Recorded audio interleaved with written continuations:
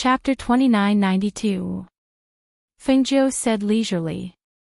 With a flick of her sleeve, she collected all the chinquan pouches and entered the spirit deer carriage. Let's go back. Don't tarry for too long. Elder May drove the carriage back. On the way back, he asked, Young miss, aren't you proficient in medicine? What kind of illness can't be exposed to sunlight?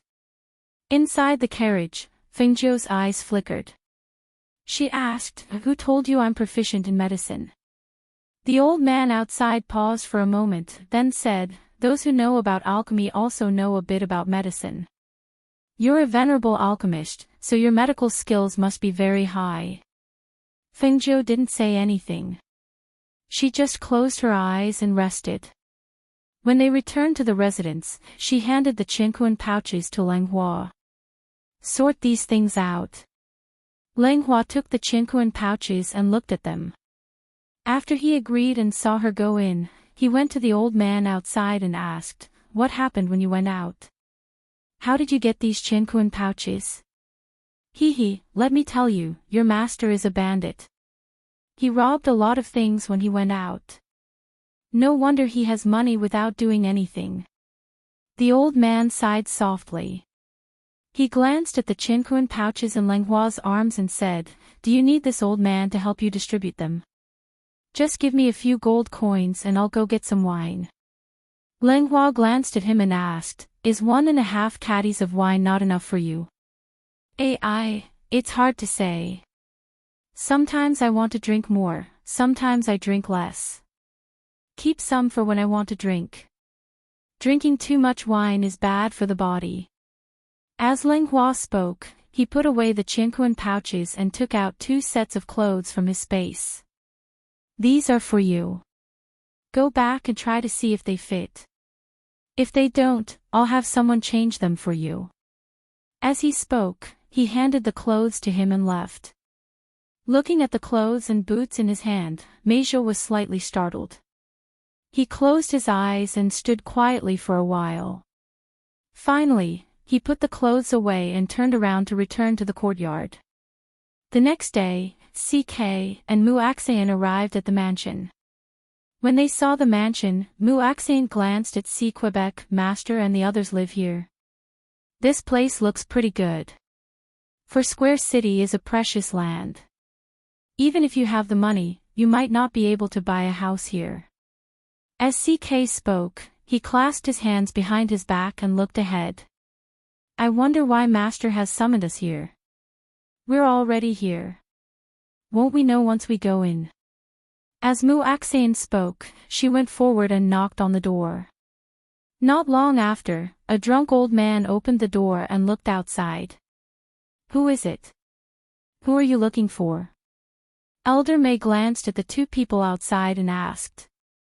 Looking at the drunk and sleepy old man, CK and Muaxian looked at each other and said, We're CK and Muaxian from the Immortal Sect.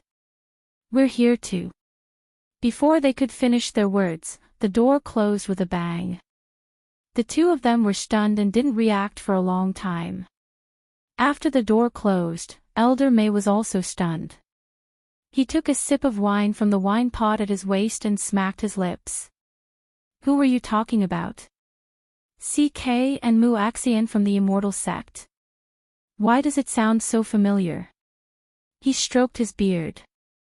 Suddenly, he sobered up. CK and Muaxian from the Immortal Sect. Aren't they the 2 venerables from the Immortal Sect who became Fengjiu's disciples? Chapter 2993. The 2 of them glanced at Elder May and asked, Is our master home? Yes. She's home every day.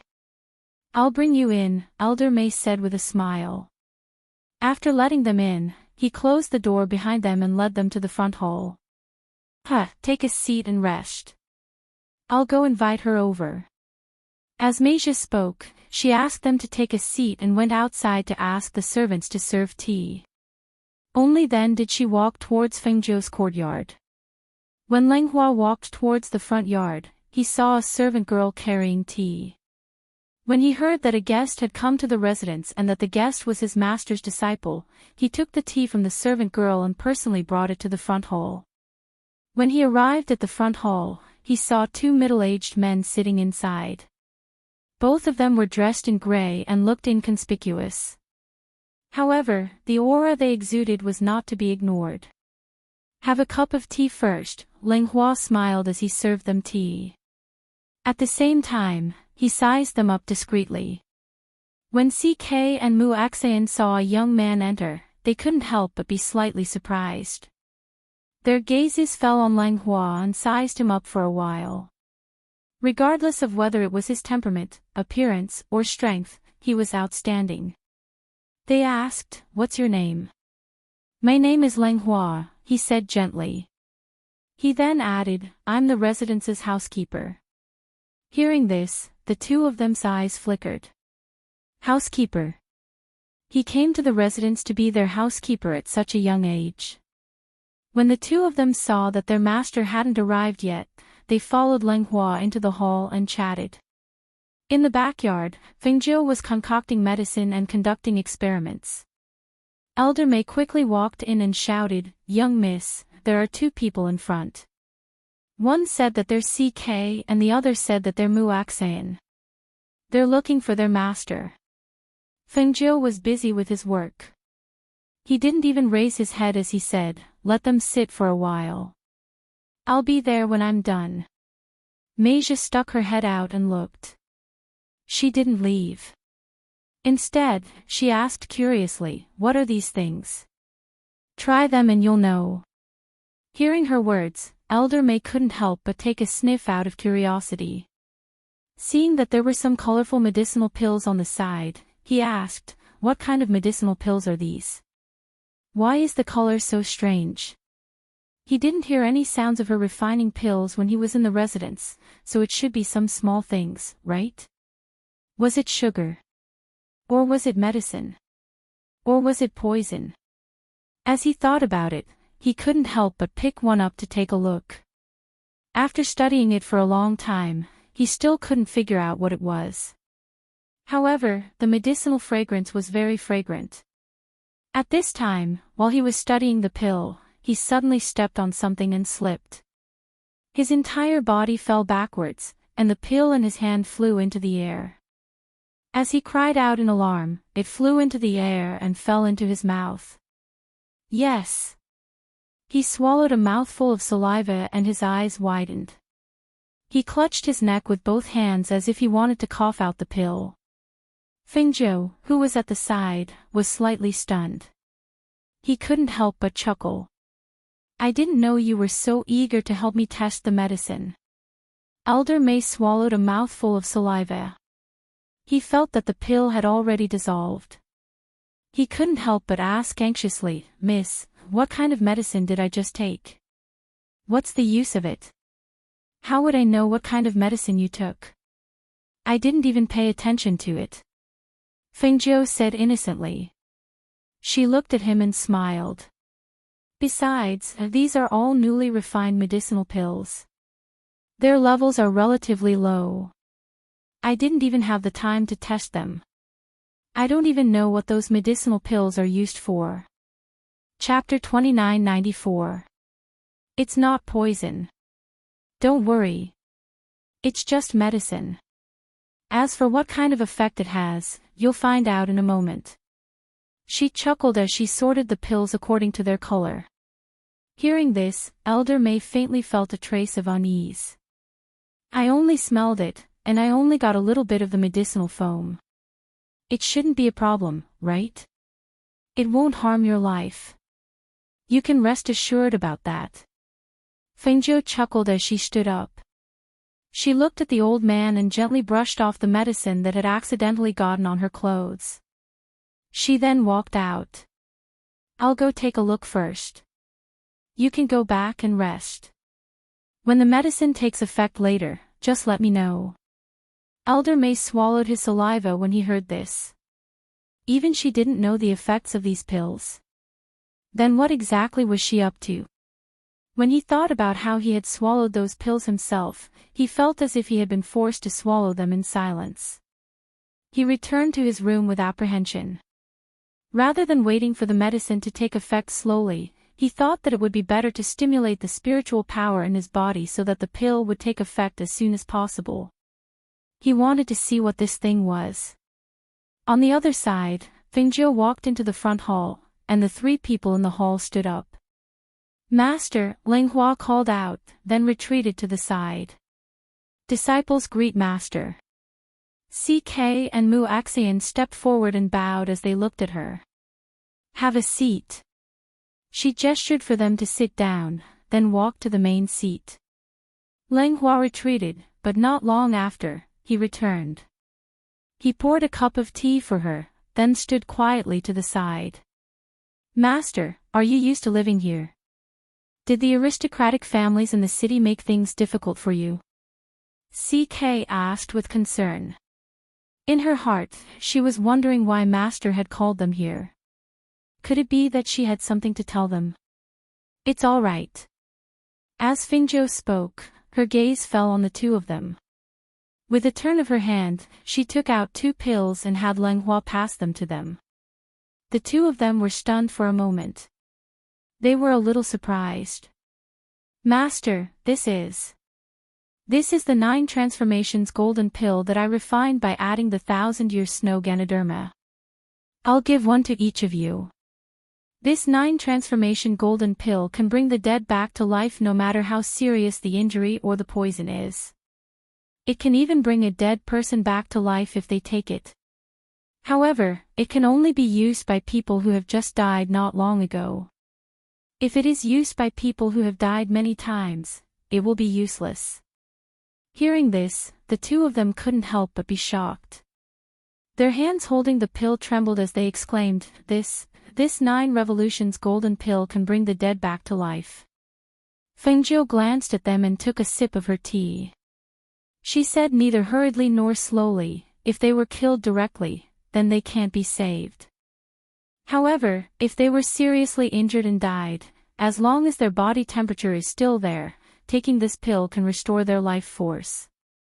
This is an extremely precious pill that can bring the dead back to life. That's why I used a black seal on the outside of the pill. This way, the medicinal fragrance and medicinal properties of the pill won't be lost. Even if it comes in contact with water, it won't be diluted. Keep these 2 pills to yourselves. Don't let your immortal sect members know about them. The two of them stood up and said solemnly, Don't worry, Master. We'll definitely treasure these pills. Chapter 2995. Master, actually, other than being summoned by Master, we also came here because there's something else we want to tell Master. As the two spoke, they returned to their seats and sat down. They put away the pills and their expressions became serious. Fengjiu glanced at them and asked, What is it? Speak. The two paused for a moment and looked at each other. Mu Axian nudged CK and gestured for him to speak. She sat upright and took a few sips of tea to calm herself down.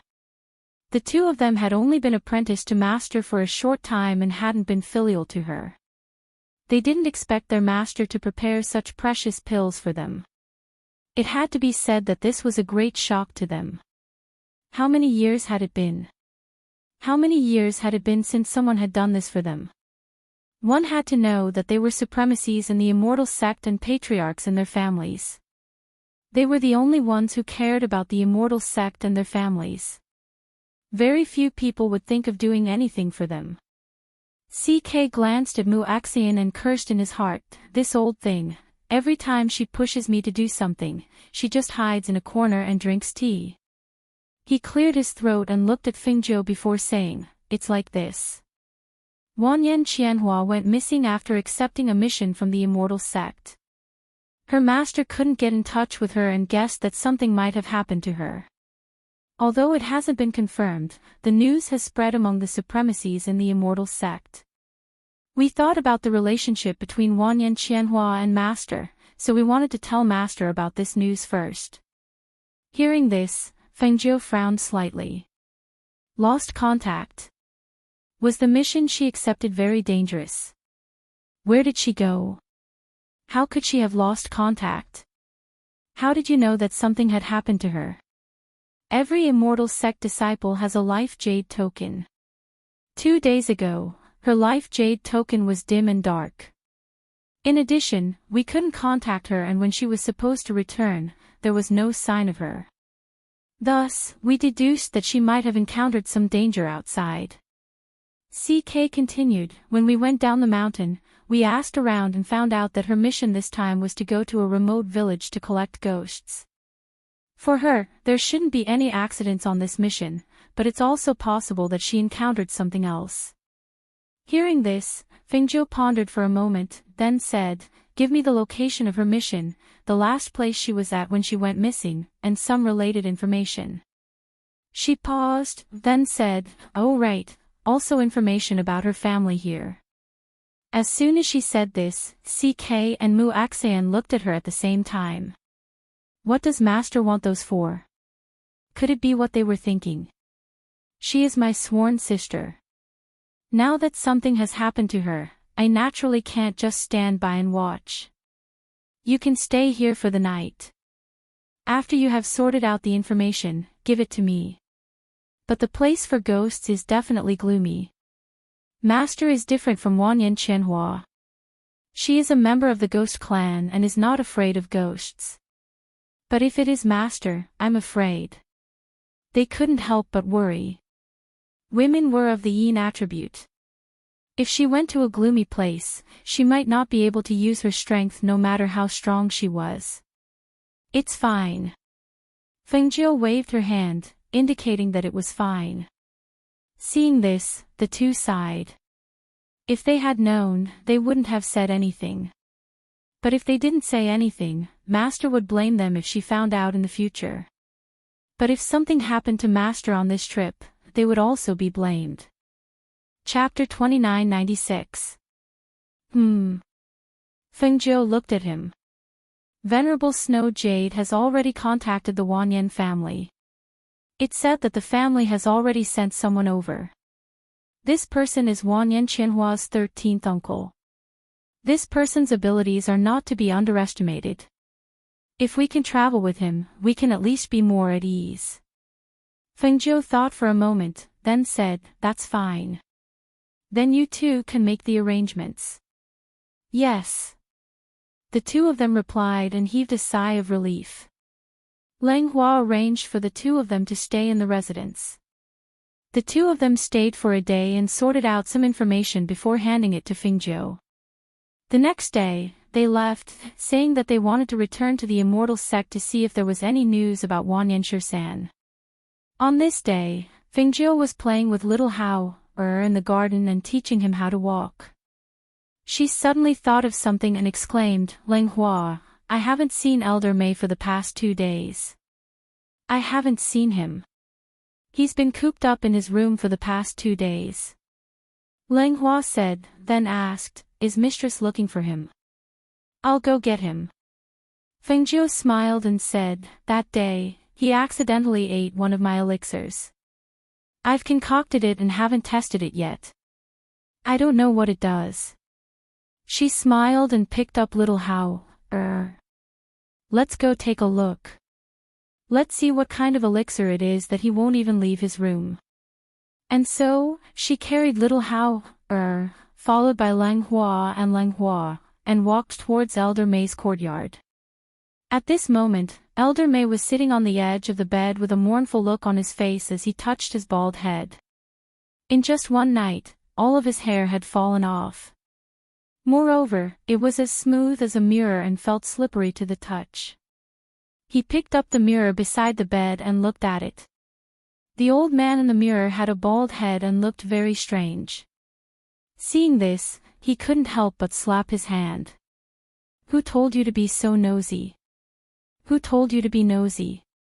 Now I'm bald. How am I supposed to go out and meet people? My lifetime of brilliance is ruined just like that." Just as he was mumbling to himself, he heard footsteps coming from outside. He immediately jumped off the bed and ran to the window to take a look. What he saw made him anxious. Why are they here? I'm like this. He anxiously walked around the room, looking for something. Finally, he took a piece of clothing and wrapped it around his head. Elder May. Why didn't you go out? Why are you hiding inside? Fengzhou asked as he entered the courtyard. Miss, why are you here? Why are you looking for me? Elder May asked from inside. I'm here to check on you. Come out. Since you ate my pill, you should at least show me the effects of that pill. Fengzhou sat down by the stone table in the courtyard and played with the giggling little Hao. Listening to the voices outside, Elder May sighed softly. Then, he opened the door and walked out. When he arrived outside, he saw that the child was there as well. He walked up to her and said, "This is how it is. Look." He pointed at his head, which was wrapped in his clothes. Why are you wrapping your head in clothing? Fengzhou was slightly surprised. Don't tell me you've lost all your hair. Hearing that, Elder May pursed his lips and took off the clothes that were wrapped around his head. He said unhappily, "Isn't that right? Look, it's already so shiny, yet it's still so slippery. How embarrassing." Chapter 2997. Ah. Yeah. He. The little guy waved his little hands in Fengzhou's arms, his eyes sparkling as he looked at the bald Elder May. He leaned forward, wanting to touch his head. Fengzhou saw this and waved his hand. Come closer." Elder May went forward and looked at little Hao, with a smile. "Kid, let me hug you, okay?" Yeah, he. Little Hao laughed happily and hugged Elder May's bald head with his two little hands. Elder May couldn't help but smile when he saw how much the little guy liked his bald head. He suddenly felt that there was nothing wrong with being bald. Fengzhou handed little Hao over. Elder May was stunned and a little excited. I can hug him. You really want me to hug you? Go ahead. Didn't you want to hug him? Fengzhou said and gestured for him to take it. Seeing this, Elder May swallowed his saliva and wiped his hands on his body. Only then did he reach out and carefully carry the child over. Hugging the child's soft body, he could not help but chuckle.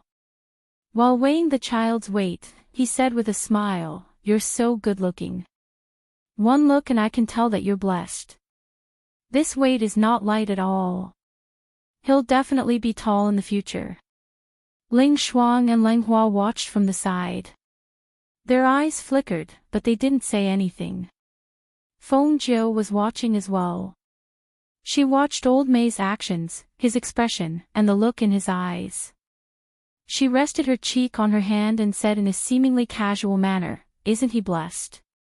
If he hadn't met me back then and I hadn't raised him as my son, I'm afraid he would have been fed to those beasts." Elder May, who was carrying the child, tightened his grip.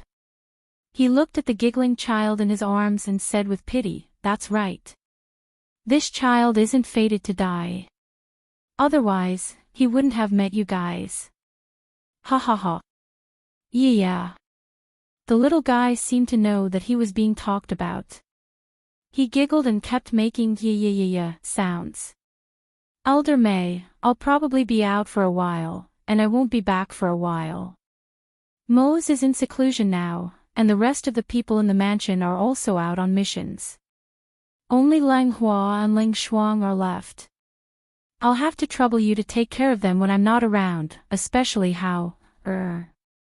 When Elder May heard this, he looked at her.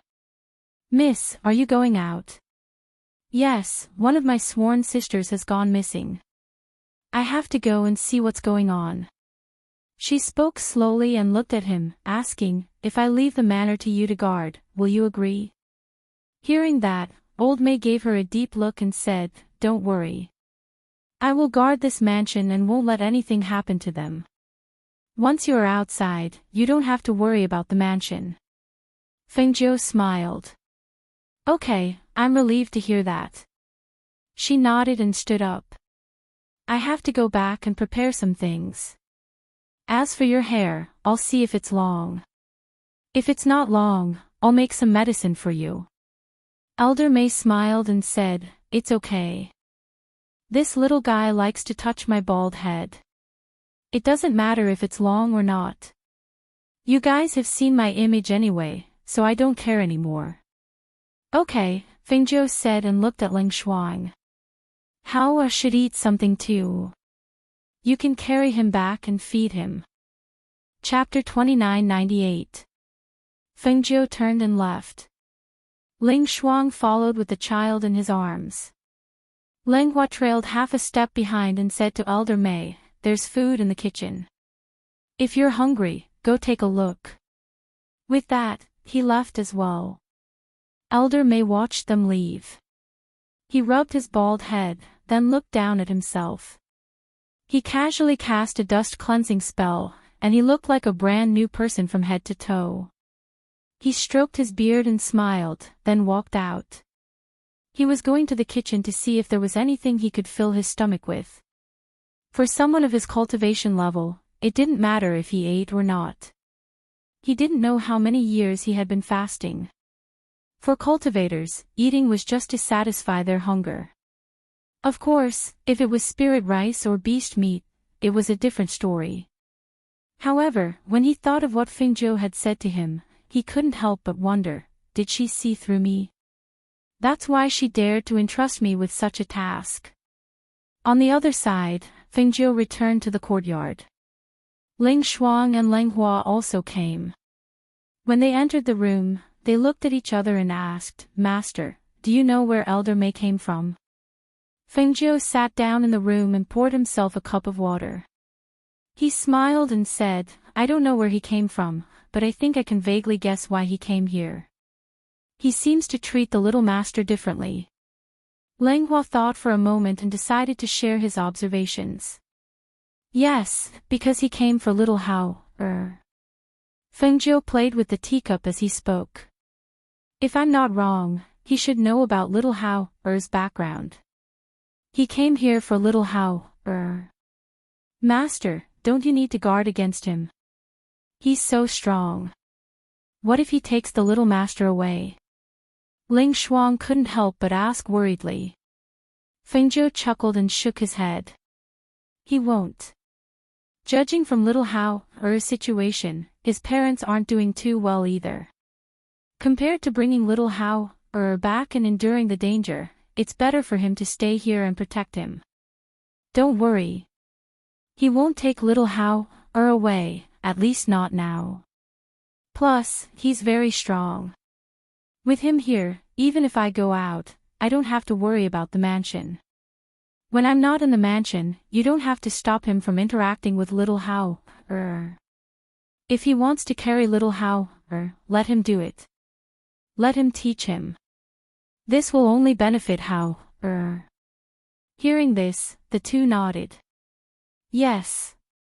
Although he agreed, Leng Hua was still somewhat worried.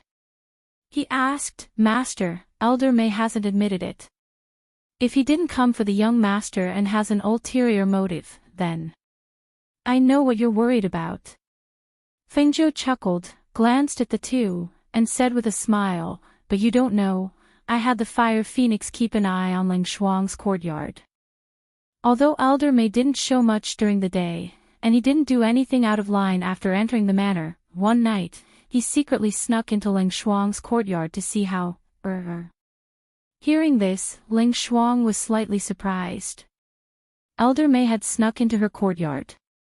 She didn't even know about it. Master, Ling Shuang was careless. She felt somewhat guilty. If something had happened, it would have been too late. Chapter 2999. Based on my observations over the past few days, this person can still be trusted. She said to the two of them, however, during this period of time, don't see any other guests. If anyone asks, just say that I'm in seclusion. Yes. The two of them nodded in response. Also, if Du Fan and the others come back, tell them about this matter. Tell them to be careful when they take on missions. Don't take on missions that they aren't confident in. If they encounter something that they can't handle, they can also go to the back of the mountain to look for Immerse. Don't worry, Master.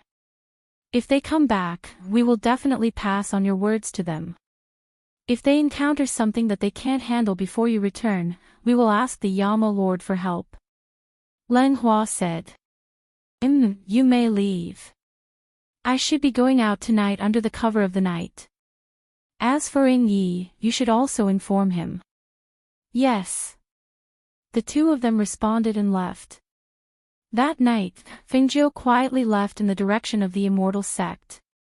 In the Immortal Sect, she left Fire Phoenix and Lao Bai behind to guard the Immortal Sect.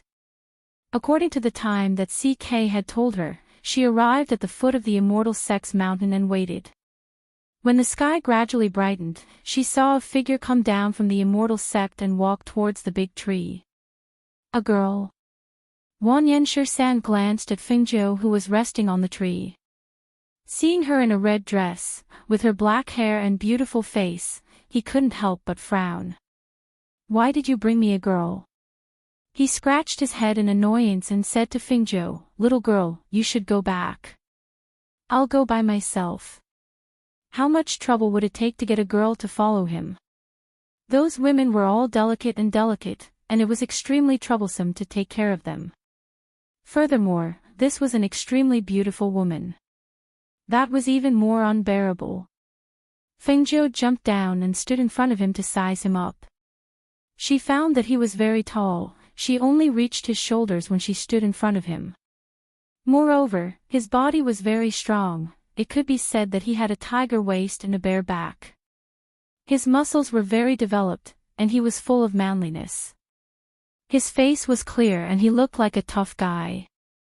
Are you Wan Yenshir-san? Fengjiu asked. She thought that her sister's family seemed to be different from her. Impudent. A little girl like you should call me 13th uncle. Wan Yenshir-san said in a deep voice. When his face darkened, it was quite scary. Hearing this, Fengjiu smiled and asked, didn't they mention me to you? They only said that there was someone who wanted to go with me and asked me to take care of him. I thought it would be a man, but it turned out to be a little girl. He frowned and said in a deep voice, a little girl is too troublesome. I'm here to do things, not to play. What's more, that kind of place is not suitable for a little girl like you to go.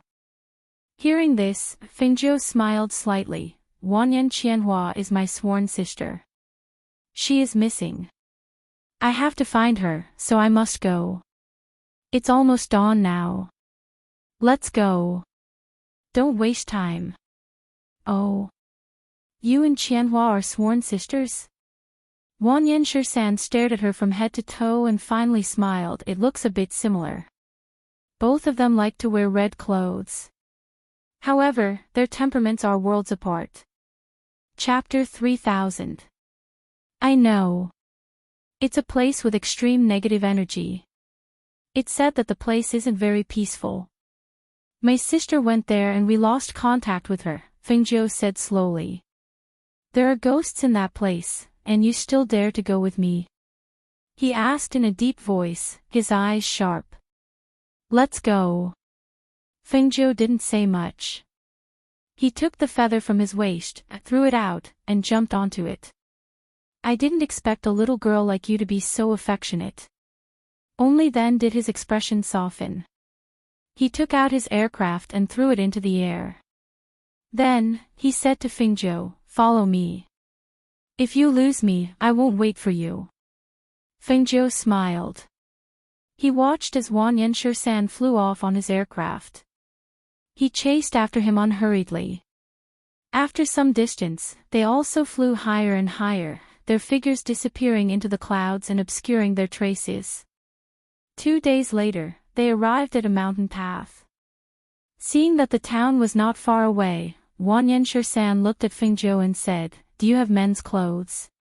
Find some men's clothes and change into them. Otherwise, you'll be targeted in town. Hearing this, Fengjiu stopped in his tracks. He glanced at his red clothes and said, wait for me here. As he spoke, he walked towards the forest on the side of the mountain path. Wanyan Shirsan sat by the roadside, drinking water and looking around. Not long after, he saw a handsome young man in green walking over. Wanyan Shirsan glanced at him and then looked away. Who knew that the young man would walk in front of him? What are you doing? Was there something wrong with this young man? Why was he standing in front of him? Fengzhou, who was dressed in green and had disguised his face, raised his eyebrows and said, "It's me, Fengzhou." Feng Zhou. He was stunned and his eyes widened. Fengzhou. He stood up and looked her up and down. You know how to disguise yourself? She smiled. I know a thing or two. Good. I couldn't tell that you had some skills. He nodded and said with satisfaction, this is good. Let's go. We've been walking on the mountain path for the past 2 days. I'll bring you to town to eat something good. As he spoke, the two of them walked towards the town. However, when the two of them arrived at the town gate and were about to enter, they felt a violent tremor from the ground, as well as a burst of laughter. Some of the people who were walking towards the town heard the noise and turned back to look. They couldn't help but be shocked when they saw what was happening. One after another, they scattered to the sides. Wanyan Shirsan frowned and glanced at those young men who were riding ferocious beasts towards them. He stretched out his hand and pulled Feng Ix's collar, dragging her aside. She was. It's like an eagle catching a chick. They were so far away. Was he afraid that she wouldn't be able to avoid them? Wanyan Shirsan glanced at her and said with disgust, "You little girl, you didn't even call me Uncle Shirsan all the way. If I hadn't pulled you back, you would have been knocked away by those ferocious beasts with your slow reaction." Chapter 3001. My Ball. A 5 or 6-year-old child, who was being pulled by a woman, lost his grip on the cloth ball and rolled out. He immediately broke free from the woman's hand and chased after the cloth ball with his short legs. However, he did not notice that the group of ferocious beasts were already nearing the town gate. Furthermore, they did not slow down. "Hey wah!" The woman cried out in alarm. Her face turned pale and she almost ran forward to carry her son back without thinking. However, just as she was about to carry the child, the young man in the lead had already leaped onto the ferocious beast. Seeing that the ferocious beast's front hooves were about to trample on the woman who was protecting the child in her arms, the crowd gasped in alarm. Fengzhou frowned and was about to step forward but stopped before she could take a step. Her eyes flashed as she looked at the scene in front of her. She saw the woman carrying the child and rolling under the ferocious beast's hooves to the side. It was as if someone had pushed the mother and child and helped them avoid being trampled to death. Perhaps in the eyes of others, the mother and child had been lucky enough to avoid the ferocious beast's hooves. However, in her eyes, she clearly saw 2 ghosts protecting them and pushing the mother and child to the side to avoid danger. Ghosts? Spirits? Her heart skipped a beat and she turned to look at Wanyan Shirsan beside her. Wanyan Shirsan, who sensed her gaze, glared at her and asked exasperatedly, "What are you looking at me for? You need to reflect on yourself. If I hadn't followed you, you would have been in trouble just now." "Yes, I know. I'll reflect on myself." She smiled and replied smoothly. Hearing this, Wanyan Shirsan wanted to reprimand her but his words were stuck in his throat and he could only stare blankly. When did this little girl become so obedient? That mother and child are so lucky. I thought they would be trampled to death. That's right. They can survive under such circumstances. They're really lucky. If we were any slower, the ferocious beast's front hooves would have stepped on them. If that ferocious beast stepped on them, they would have died without a doubt. That's right, that's right. That was a close call. Fortunately, the mother and son were lucky and weren't destined to die. Feng Zhou smiled as he listened to the words of the surrounding people and glanced at the woman who had already stood up with her child in her arms. He said to Wang Yanshi-san, who had a dark expression on his face, "Let's go to the town and see if there's anything delicious to eat." "Let's go," Wang Yanshi-san said as he strode inside. Here, only the footprints of the galloping beasts were left on the ground as the youths in luxurious clothes rode their ferocious beasts inside. Although the town wasn't as big as the city, it wasn't small either. When the two of them arrived, they saw that the town was bustling with activity. There were many hawkers by the roadside, and the shops on the left and right sides were also bustling with business.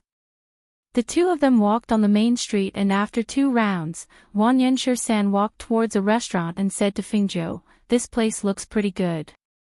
Let's eat here." Feng Zhou followed him into the restaurant and found a corner seat on the first floor to sit down. She saw that he had ordered more than 10 dishes the moment he opened his mouth.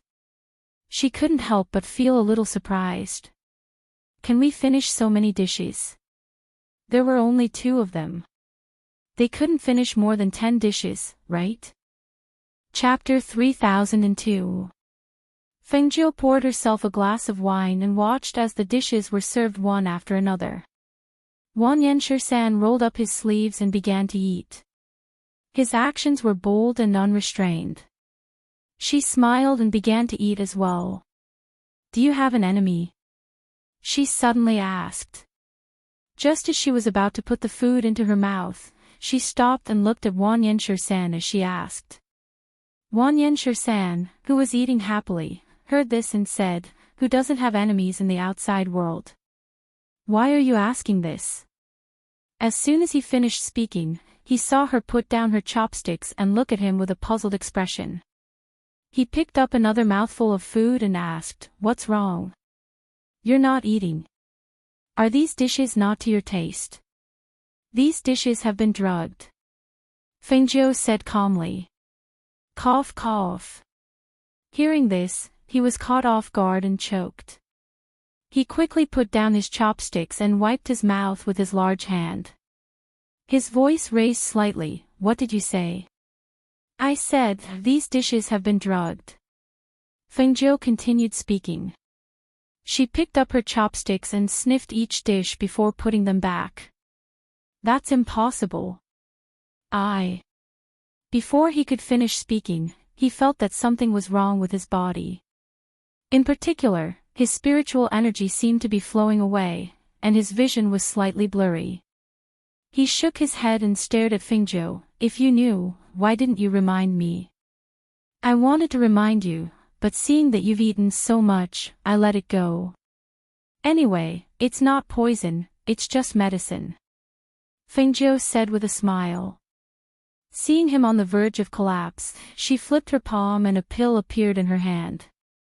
She reached out and poured him a glass of wine. At the same time, the pill slipped from her hand into the wine. "Drink," she gestured. Seeing this, Wang Yanshi-san picked up the wine glass and ate the pill. He did not ask anything and tried to activate the pill. After the pill entered his stomach along with the wine, he felt a wave of heat in his body. This wave of heat flowed through his body and gradually stabilized the spiritual energy that had been flowing away. Even his somewhat dizzy head gradually cleared up. "Waiter!" Wang Yanshi-san suddenly slammed the table and shouted. This sound shook the entire floor and attracted the attention of all the guests. "Sir, what's wrong?" The waiter and the manager hurriedly ran over and asked as they comforted the other guests and told them to eat. "I won't say much. Come and eat a few mouthfuls." Wang Yanshi-san stared at the two and then asked the waiter to come forward. The waiter was scared in his body when he heard that it was just to try the dishes. "2. I told you to eat, so eat. Why are you talking so much nonsense?" He snorted loudly and his face darkened. His fierce look made the waiter not dare to say anything else. He quickly picked up his chopsticks and tried all the dishes on the table. "Sir, this dish is fine. It's delicious. What's wrong? However, just as he finished speaking, his whole body swayed and then he fell straight to the ground. Bang! The moment the waiter fell, the manager was frightened. What's going on? Chapter 3003. When the shopkeeper heard this, his face turned pale. He took a step back and waved his hands. This has nothing to do with us. This. Wanyan-san, don't force yourself. I specially found this medicine for you. Hee, how is it? Is the food on this table to your liking? More than 10 men with murderous auras walked out. They held large knives in their hands and clapped their hands. They stared at Wanyan-san with evil smiles. It's you. Wanyan-san narrowed his eyes. He pushed the shopkeeper away and strode out. You dare to attack me? Are you looking for death? Ha ha ha ha ha. The leader of the group raised his head and laughed. He stared at him angrily. Looking for death? We're here to send you on your way. You can't possibly think that I'll let you go just because you cut off one of my arms. Impossible. Fengjiu looked at the man. Only then did she see that the man was half covered by a black cloak. His right hand was empty. When she saw the murderous intent and hatred in the man's eyes, Fengjiu was silent. She knew that they were here for Wanyan-san. You want to kill me with just the few of you? Humph. You're overestimating yourselves. Wanyan-san snorted coldly and glanced at the dozen of them. Even if there were only a dozen of them, they were nothing in his eyes. Even if there were another dozen of them, he would not be afraid. Is that so? He raised his eyebrows slightly and made a sound with his hand. 3 figures appeared and surrounded them. Wanyan-san looked at the 3 people. One of them was an old man who looked to be in his 60s. His gray hair was a little messy and his body was small. He was bent over and held a skeleton cane in his hand. The handle of the cane was white and seemed to be made of bones. At the top of the cane was a skull that was slightly bigger than a fist.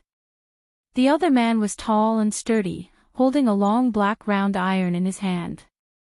He was twice the size of an ordinary man. He was wearing gray clothes, with long and short pants rolled up on his feet. He wore a pair of woven straw shoes, and a bamboo basket with a wide bottom and a small opening hung from his waist. When he grinned, there was a hint of gloom in his simple and honest manner, making people involuntarily shudder. The last person was a beautiful woman. She wore a black muslin dress and half of her hair hung down to cover her face. She played with her hair in one hand. Her pure white jade-like fingers were very eye-catching. As her fingers moved, they seemed to inadvertently brush across her chest. It made people's hearts beat faster. However, her fingernails were black. Her white jade-like fingers and black fingernails formed a strong contrast. It caused the ripples in people's hearts to disappear without a trace. All that was left was vigilance and defense. Looking at the 3 people, Wanyan-san's expression changed slightly. For the first time, a serious look appeared on his face. The 3 monsters of the Green River. Oh my, I didn't think that you would have such good eyesight. You could tell the origins of us 3 siblings at a glance. The beautiful woman in black smiled. This smile caused her ample bosom to tremble slightly. Her white jade-like skin and her black muslin dress were extremely tempting. However, they also carried a fatal danger. Fengjiu sat at the table and took a sip of wine. His clear eyes swept past the 3 people. He then looked at Wanyan-san and asked, "What are the origins of the 3 monsters of the Green River? Why are you being targeted by these people?" Chapter 3004. You're still drinking. Hurry up and come over. This little girl, did she not know the danger? If it was just the people outside, it would be one thing, but with the 3 Green River monsters, it would be troublesome if he had to protect this little girl. Can you beat them? Fengjiu asked. If I didn't bring you along, I wouldn't have a problem. Only they can't hurt me.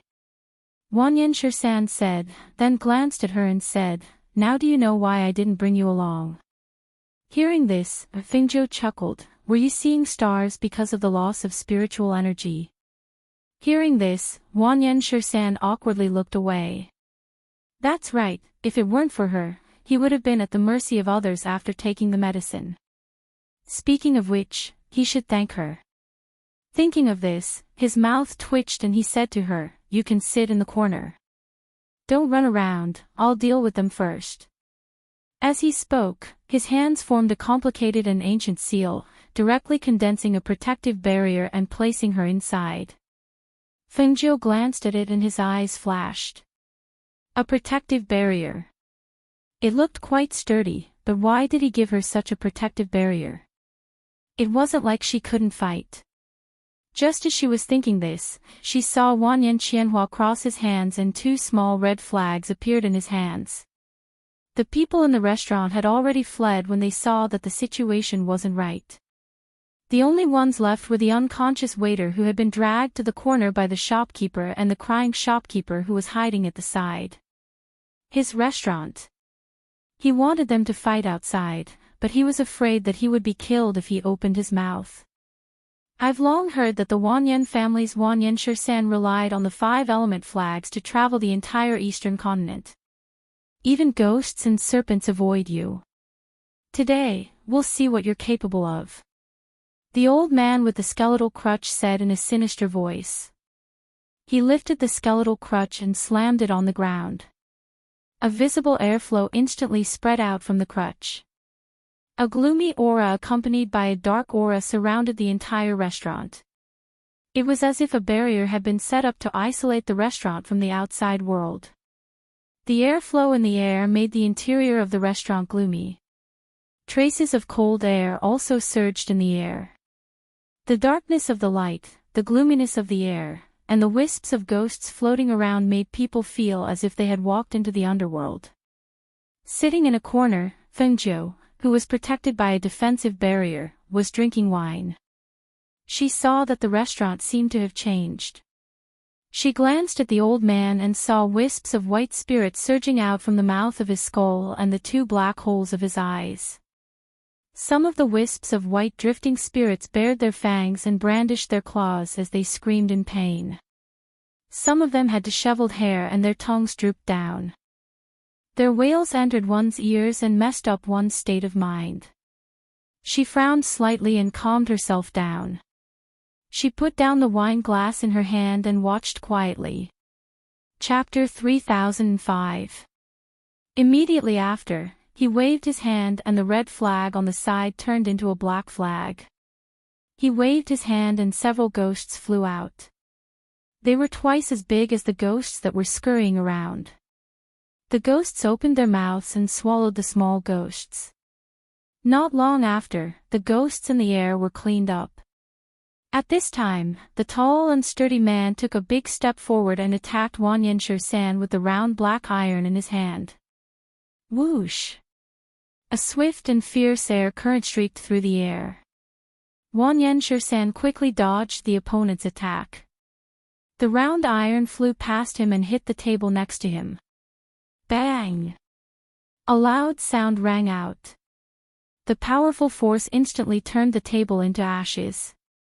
Not even a piece of wood could be seen. The round iron was swung and attacked Wanyan Shirsan. The force was so fierce that even Fengjiu, who was inside the defensive barrier, couldn't help but raise his eyebrows. This person's round iron rod was quite good. Every strike of the rod contained a hidden force. If it landed on a person's body, even their bones would be shattered. Moreover, the round iron rod in his hand was actually able to attack at such a fast speed. It was obvious that he was not an ordinary person. Second brother, be careful. I haven't made my move yet. The beautiful woman said in a strange tone. Her voice was sinister, but there was a hint of laughter in it. Her pair of cold eyes stared at Wan Yenshir-san, who was fighting with the old man and the burly man. She smiled and said, "No wonder you're from the Wanyan clan. You really have some skills. You can actually exchange so many moves with Big Brother and Second Brother." Her hand that was playing with her hair suddenly moved. A strand of hair shot towards Wan Yenshir-san. At the end of the strand of hair, there seemed to be a poisonous needle that was suffused with a dark light. Whoosh! The strand of hair stretched out for nearly 10 meters. Because the strand of hair was small, the sound it made was not loud. In addition, Wan Yenshir-san was fighting with the two people. For a moment, he did not notice the poisonous needle behind him. Seeing that the sword was about to hit Wan Yenshir-san, Fengzhou, who was sitting in the corner of the defensive barrier, picked up a chopstick from the table and threw it. The chopstick carried a hidden force and passed through the defensive barrier, deflecting the poisonous needle. The vibration of the strand of hair and the deviation of the poisonous needle caused the beautiful woman's eyes to move. Her hands slightly twisted and her fingers moved slightly, pulling the strand of hair back. Her eyes swept over and fell on the cyan figure in the corner. Originally, they did not pay attention to the cyan-clothed youth because their target was Wan Yenshir-san. From the beginning, they only stared at Wan Yenshir-san. Their attention was only on Wan Yenshir-san. However, at this moment, her eyes fell on the cyan-clothed youth and carefully sized him up. When she looked, she saw that the cyan-clothed youth was also staring at her. Seeing this, she swayed her waist and walked forward. She came to the front of the defensive barrier and said with a smile, "Your chopstick was very accurate. But why are you hiding in there? Come out. Come out and I'll play with you." As she spoke, she slightly tilted her face and pulled her clothes down slightly, revealing a patch of snow-white skin. When Fengzhou saw this, his smile deepened. "Auntie, even if you strip naked and stand in front of me, I won't have any reaction." Chapter 3006. Fengzhou chuckled, "Do you want to kill me? You'll have to be able to kill me first." The beautiful woman in the black veil glanced around and sent a palm towards the defensive cover. The collision of spiritual power caused the defensive cover to emit a loud bang. Wan Yenshir-san, who was fighting with two people, heard the noise and quickly looked back. He couldn't help but curse angrily, "You're tired of living. Don't provoke that crazy woman." Fengzhou sat leisurely and said with a smile, "You should take care of yourself first. 1 against 2. It won't look good if you get injured." Seeing that she wasn't afraid, Wan Yenshir-san didn't pay attention to her anymore. Instead, he thought that the defensive cover should be able to hold on for a while. Right now, he had to deal with these two people first.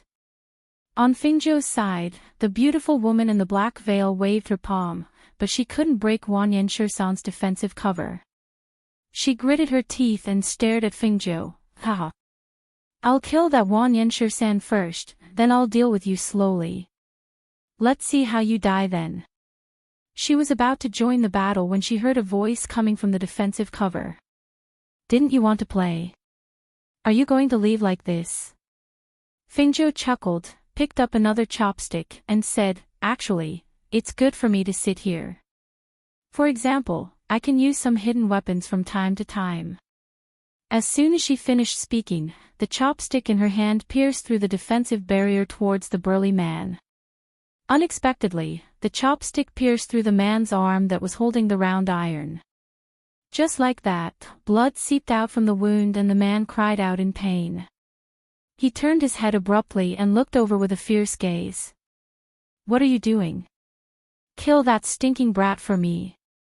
The man glared fiercely at Fengzhou, and the round iron rod in his hand slammed heavily into the defensive barrier. The two spiritual forces fought against each other, and in the end, they disappeared without a trace. However, the defensive barrier weakened a little because of this. The beautiful woman in the black veil laughed when she saw this. She flirtatiously returned to the defensive cover and stared at Fengzhou. "How long do you think this defensive cover can protect you?" Fengzhou didn't speak and just watched the fight between Wang Yanshi-san and the two people. It seemed that Wang Yanshi-san was stronger than the two, but it was 2 against 1 after all, so it was inevitable that it would be difficult to deal with them. However, it seemed that after a long battle, it wouldn't be a problem to deal with the two people. However, what she didn't expect was that after the old man with the skeleton cane was knocked back, he quickly retreated. He stared at Wang Yanshi-san and suddenly threw something. That thing turned into a light smoke and spread out. Then, after the smoke dissipated, 2 tall puppets appeared. The 2 puppets had long green hair. Their bodies were stiff, and their skin was dark green. Their eyes were slightly protruding, and they had fangs in their mouths. They were different from ordinary puppets. They were like corpses that had been refined after death. Fengzhou looked at the 2 corpses and saw that their fingertips were long and sharp. Their long hair and faces looked very scary. They were similar to the corpses she had seen before. Moreover, the corpse aura of these 2 corpses was extremely heavy. After the 2 green-haired corpses appeared, the old man and the burly man retreated to the side to watch. The old man's face was filled with ruthlessness and excitement as he stared at Wang Yanshi-san. Chapter 3007. Corpses were fed with blood, and these 2 green-furred corpses were definitely not ordinary corpses in terms of size and speed. In addition, the restaurant was invaded by Yin Qi, and Yin spirits were flying everywhere. Now that these 2 green-furred corpses appeared, Fengzhou couldn't help but frown. He was worried that Wang Yanshi-san wouldn't be able to handle it. The shopkeeper hiding in the corner saw the 2 terrifying corpses, and he immediately covered his mouth and fainted. The 2 Yin spirits saw this and immediately floated to the shopkeeper and the unconscious waiter, and directly leaned on them. The 2 unconscious people's bodies were instantly seized, and they were controlled by the 2 Yin spirits to stagger forward and pounce on Wang Yanshi-san. Fengzhou saw this and was about to make a move, but he saw the shopkeeper and the waiter were kicked away by Wang Yanshi-san. They directly fell into the backyard and out of the Yin Qi enchantment. At the same time, the 2 Yin spirits were also collected by him. The burly man saw this and reached out from the bamboo basket at his waist. It was as if he had grabbed something and threw it in the direction of Wang Yanshi-san. A handful of tiny black poisonous creatures scattered and surrounded Wang Yanshi-san. What the hell is this? Wang Yanshi-san cursed in a low voice. He waved the red flag and a flame rose up to burn the countless poisonous creatures. At the same time, he also had to avoid the attacks of the 2 green-furred corpses. For a moment, he was overwhelmed. "I'll help you," Fengzhou said and got up and stepped out of the barrier. Wang Yanshi-san looked back and his face turned black with anger. "Are you stupid? Running out to die? How can you help me? Was this little girl stupid? Didn't she know how dangerous the situation was? Didn't she know that if she went out of the barrier, she would most likely die?" He said that it was troublesome to bring a woman, especially a disobedient woman. When the beautiful woman in black saw Fengzhou step out of the barrier, she immediately moved her finger, and a hair flew out from her hand and quickly wrapped around Fengzhou. But at this time, Fengzhou raised his eyes and glanced at the beautiful woman in black, and the corners of his mouth were slightly raised, revealing a wicked smile. "Do you want to play? Then I'll play with you." After she finished speaking, she hooked the strand of black hair in her hand and spirit force surged in her palm. A spark appeared and burned her black hair along the strand of hair. "Ah!" The beautiful woman cried out in alarm. She tried to slap away the flames on her head. However, the flames burned her hair and made sizzling sounds. How could she slap them away? Not long after, the beautiful woman's silky hair was burned into a pile of ashes. All that was left was her scalp, which had been burned red and blistered. It looked very hideous. "My head, my hair. Ah! I want to kill you. Kill you." She screamed crazily, and her voice was so sharp that it penetrated the eardrums. Her hands moved, and 10 silk threads with black poisonous needles shot out from her hand and suddenly attacked Fingzhou. Wanyan-Shur-san wanted to come back and help, but he was forced further and further away by the 2 green-haired corpses. Seeing the 10 poisonous needles with the aura of death flying towards Fengzhou, he hurriedly shouted, "Quickly run to my side." If she ran to his side, he could at least protect her. Chapter 3008. The cyan figure became extremely fast at this moment. He took a step forward and waved the dagger in his hand. There was a clanging sound when the dagger blocked the poisonous needle. Then, a cold light flashed. The dagger was raised and fell again, cutting off the silk thread. Fengzhou turned around and came behind the beautiful woman in black gauze. The sharp dagger was placed on her neck without any pause. A trace of blood oozed out. The beautiful woman in black gauze froze. Her eyes were wide open, as if she couldn't believe what had happened. Seeing this scene, the old man and the man's faces changed. Their eyes were filled with cold killing intent. Stinking brat. The man stepped forward and attacked Fengzhou with the round iron rod in his hand. Before the rod fell, Fengzhou quickly dodged. After dodging the attack, he moved forward again. The long iron rod was only suitable for long-range attacks, not close combat. If it was close combat, the long iron rod wouldn't be able to exert its advantage. At this moment, she leaned forward step by step while avoiding the sharp edge of the long iron rod. Clang! The long iron rod suddenly attacked her from the side. She used the dagger in her hand to block it. The powerful aura of spiritual power contained in the dagger caused the iron rod to bounce back when the 2 weapons collided. Even the man was shaken back a few steps. This attack made the man realize that Fengzhou's strength was unfathomable. As he quickly retreated, he poured out the poisonous things in the bamboo basket and sprinkled them at Fengzhou. When the poisonous things were sprinkled at Fengzhou, a wall of fire ignited in front of Fengzhou. The poisonous things were all burned to ashes by the wall of fire and fell to the ground. Even the ghosts didn't dare to approach because of the powerful flames of the other party. They shrank to the corner. Damn! Wanyan-Shur-san widened his eyes in amazement. He didn't expect this little girl with a small body to be so good at fighting. It seemed that he really underestimated her. Seeing that she had dealt with the beautiful woman in black veil and attacked the man, his fighting spirit was also aroused. He planned to end the battle quickly and destroy the 2 green-haired corpses before dealing with the old monster. Big brother. This brat is very strong, I can't stop him. The man retreated step by step. His body was already riddled with wounds from the dagger's sharp edge. Fresh blood splattered everywhere, causing the ghosts in the corner to involuntarily stare at the man. Even if you can't block it for me. Before the old monster could finish his words, he paused. He widened his eyes in shock as he looked at the man who had been shouting at him a moment ago and had fallen to the ground with a bang.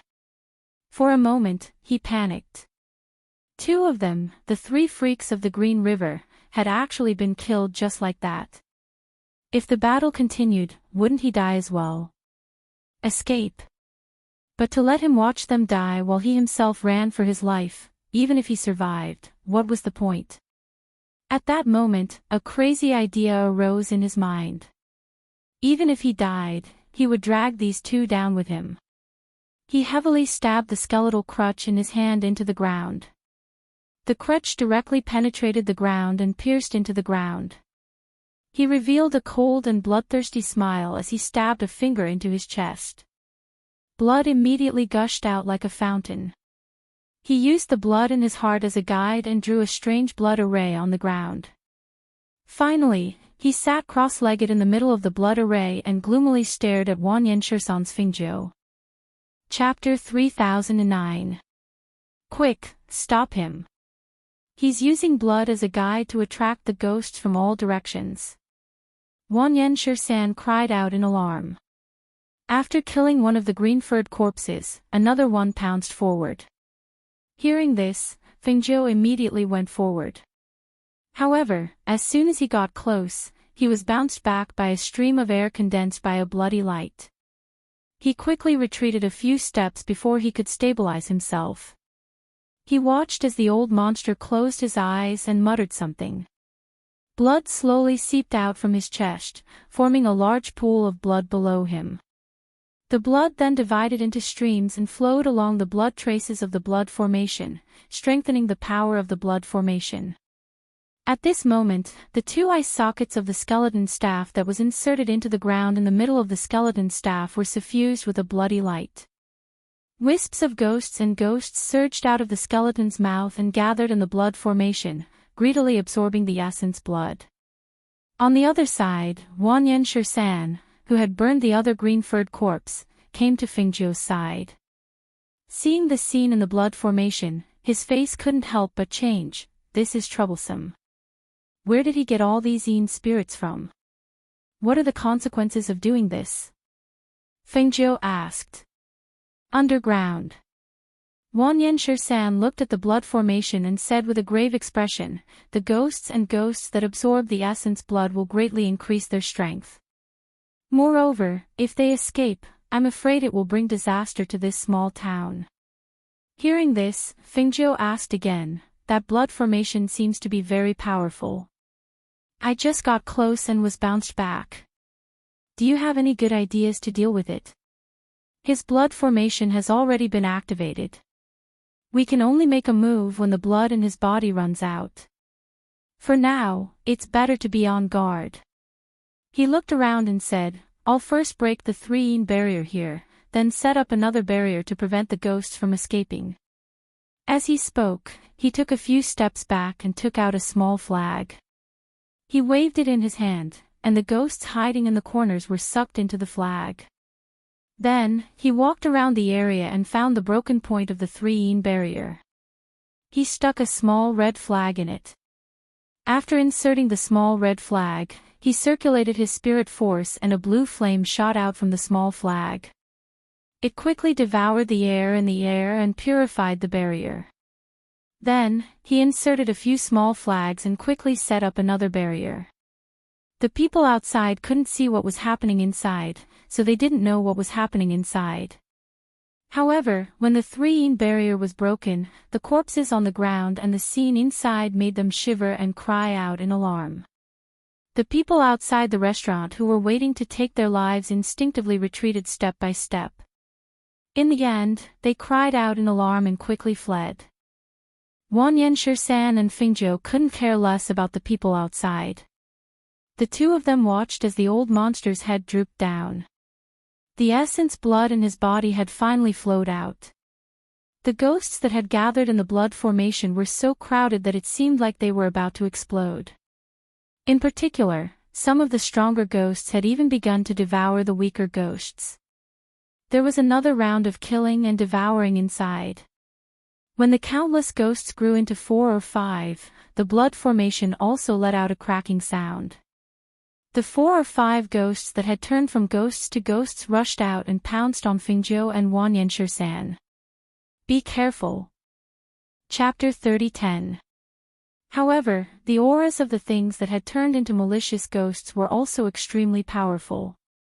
If they were compared to cultivators, the strength of these malicious ghosts should be at the peak of the fairy realm. With this kind of strength, and with 4 or 5 of them attacking together, it would not be easy to deal with them. Even Wanyan Shirsan felt that it was difficult to deal with them for the first time. Fengjiu also noticed that those small ghosts did not dare to get close to her, but these were different. Among the 5 ghosts that had turned into malicious ghosts, 2 of them headed towards Wanyan Shirsan, while the other 3 surrounded her from 3 directions. Their bodies that had become stronger because of the devouring gradually seemed to have a physical body. At this moment, they were drooling and staring at her with an excited expression, as if they had found something delicious. In an instant, the 3 malicious ghosts let out hissing sounds and pounced towards Fengjiu. Their sharp black nails were aimed at her neck, and the cold aura of death and death alternated in the face, causing her to frown involuntarily. This gloomy aura of death really made people uncomfortable. She put away her dagger, and a flame condensed in her palm. The flame separated from her hand into 3 balls that clearly attacked the 3 malicious ghosts. 2 of them dodged, but the other one was the fastest to pounce, but because it could not dodge in time, it was hit by the flame, burning a big hole in the body of the ghost that had just condensed into a physical body. Ah! A shrill scream rang out, and the body that had just condensed into a physical body gradually turned into nothingness.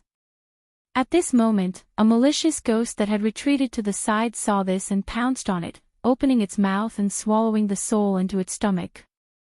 Fengzhou's hands turned, and the flame attacked again. However, at this moment, the 2 malicious ghosts pounced on her, and she only felt her vision turn pitch black, as if she had fallen into an endless darkness. Even the sounds around her could not be heard. Wanyanshir-san! Wanyanshir-san! She shouted loudly, but she didn't hear any response. At this moment, she looked around, but all she could see was endless darkness. The feeling of not being able to see her own fingers made her feel that the gloomy aura in the air was getting heavier. At this moment, she heard a series of chaotic screams. That sound was like a demon's voice that disturbed her thoughts, trying to invade her brain and control her actions. She saw scenes appearing in the darkness. Those scenes seemed to be memories from the depths of her mind. Around her, even though she couldn't see them, she could feel the chilling aura around her. It was as if she was surrounded by ghosts. However, those Yin souls did not dare to approach her, and the 2 evil spirits that had physical bodies also disappeared without a trace, as if they had disappeared. She used the fire in her palm to illuminate the area in front of her. She seemed to see a faint light in front of her, so she followed the light. Fengzhou! Fengzhou! After Wanyanshir-san subdued the 2 evil spirits, he subdued the other 2 people. However, he was also badly injured after fighting 4 evil spirits alone. At this moment, his face was a little pale, and his forehead was sweating. He covered his bleeding wound with one hand and shouted in Fengzhou's ear, "Fengzhou! Fengzhou! Come back to your senses! Fengzhou! Come back to your senses!" Chapter 30:11. The smell of blood entered her nose. Fengzhou walked towards the dot of light and saw someone holding something dirty and wet to draw on her face. That feeling was unbearable and she reached out to slap it. Paw! The slap landed on her face. While she woke up, she was also stunned. "What are you doing?" Her face was dark. She didn't need to look to know that her face was definitely not human or ghost. She glanced at Wanyanshir-san and saw that he was also staring at her blankly. One of his fingers was still stained with blood, as if he was going to draw on her face. Seeing this, the corner of her mouth twitched. "You're awake." Wanyanshir-san looked at her with disdain and said, "You look so ugly. What are you drawing on my face with blood?" Fengzhou asked with a frown. She looked around and her heart was slightly shocked. In this short period of time, he had taken care of everything. "If I didn't draw a blood mark for you, do you think you would have been able to come back?" he said in exasperation and then looked at her in confusion. "But you..." He seemed to want to say something, but he didn't know how to say it. In the end, he just waved his hand and said, "All right, I won't talk to you anymore. Quickly go and wash your face. What is a girl like you doing?" Fengzhou looked at him speechlessly. Seeing that he had removed the barrier, she went to the back courtyard to wash her face. When she came back, she saw him sitting at a table bandaging his wounds. She walked forward and said, "Let me help you." AI, what are you tearing off my cloth for?" "I just tied it up." "Aren't you messing around?" Wanyanshir-san shouted. He saw Fengzhou sprinkle something on his wounds, causing him to groan in pain. He stared at the white blisters that appeared after the medicine was sprinkled on his wounds. What did you sprinkle on? Why did it roll out? I'm the one asking you what you sprinkled. Don't your Wanyan family know that if you don't treat your wounds properly, there will be problems? Fengjiu said as he cleaned the wound and tied the bandage again. If you weren't my sister's 13th uncle, I wouldn't have bothered with you. Ha, you're such a heartless little girl. Why don't you think about it? I've been taking care of you all this time, and you're actually saying this to me. Tell me, if I didn't help you summon your soul back, do you think you would still be standing here talking? Yes, I have to thank you for drawing on my face. How can you blame me for that?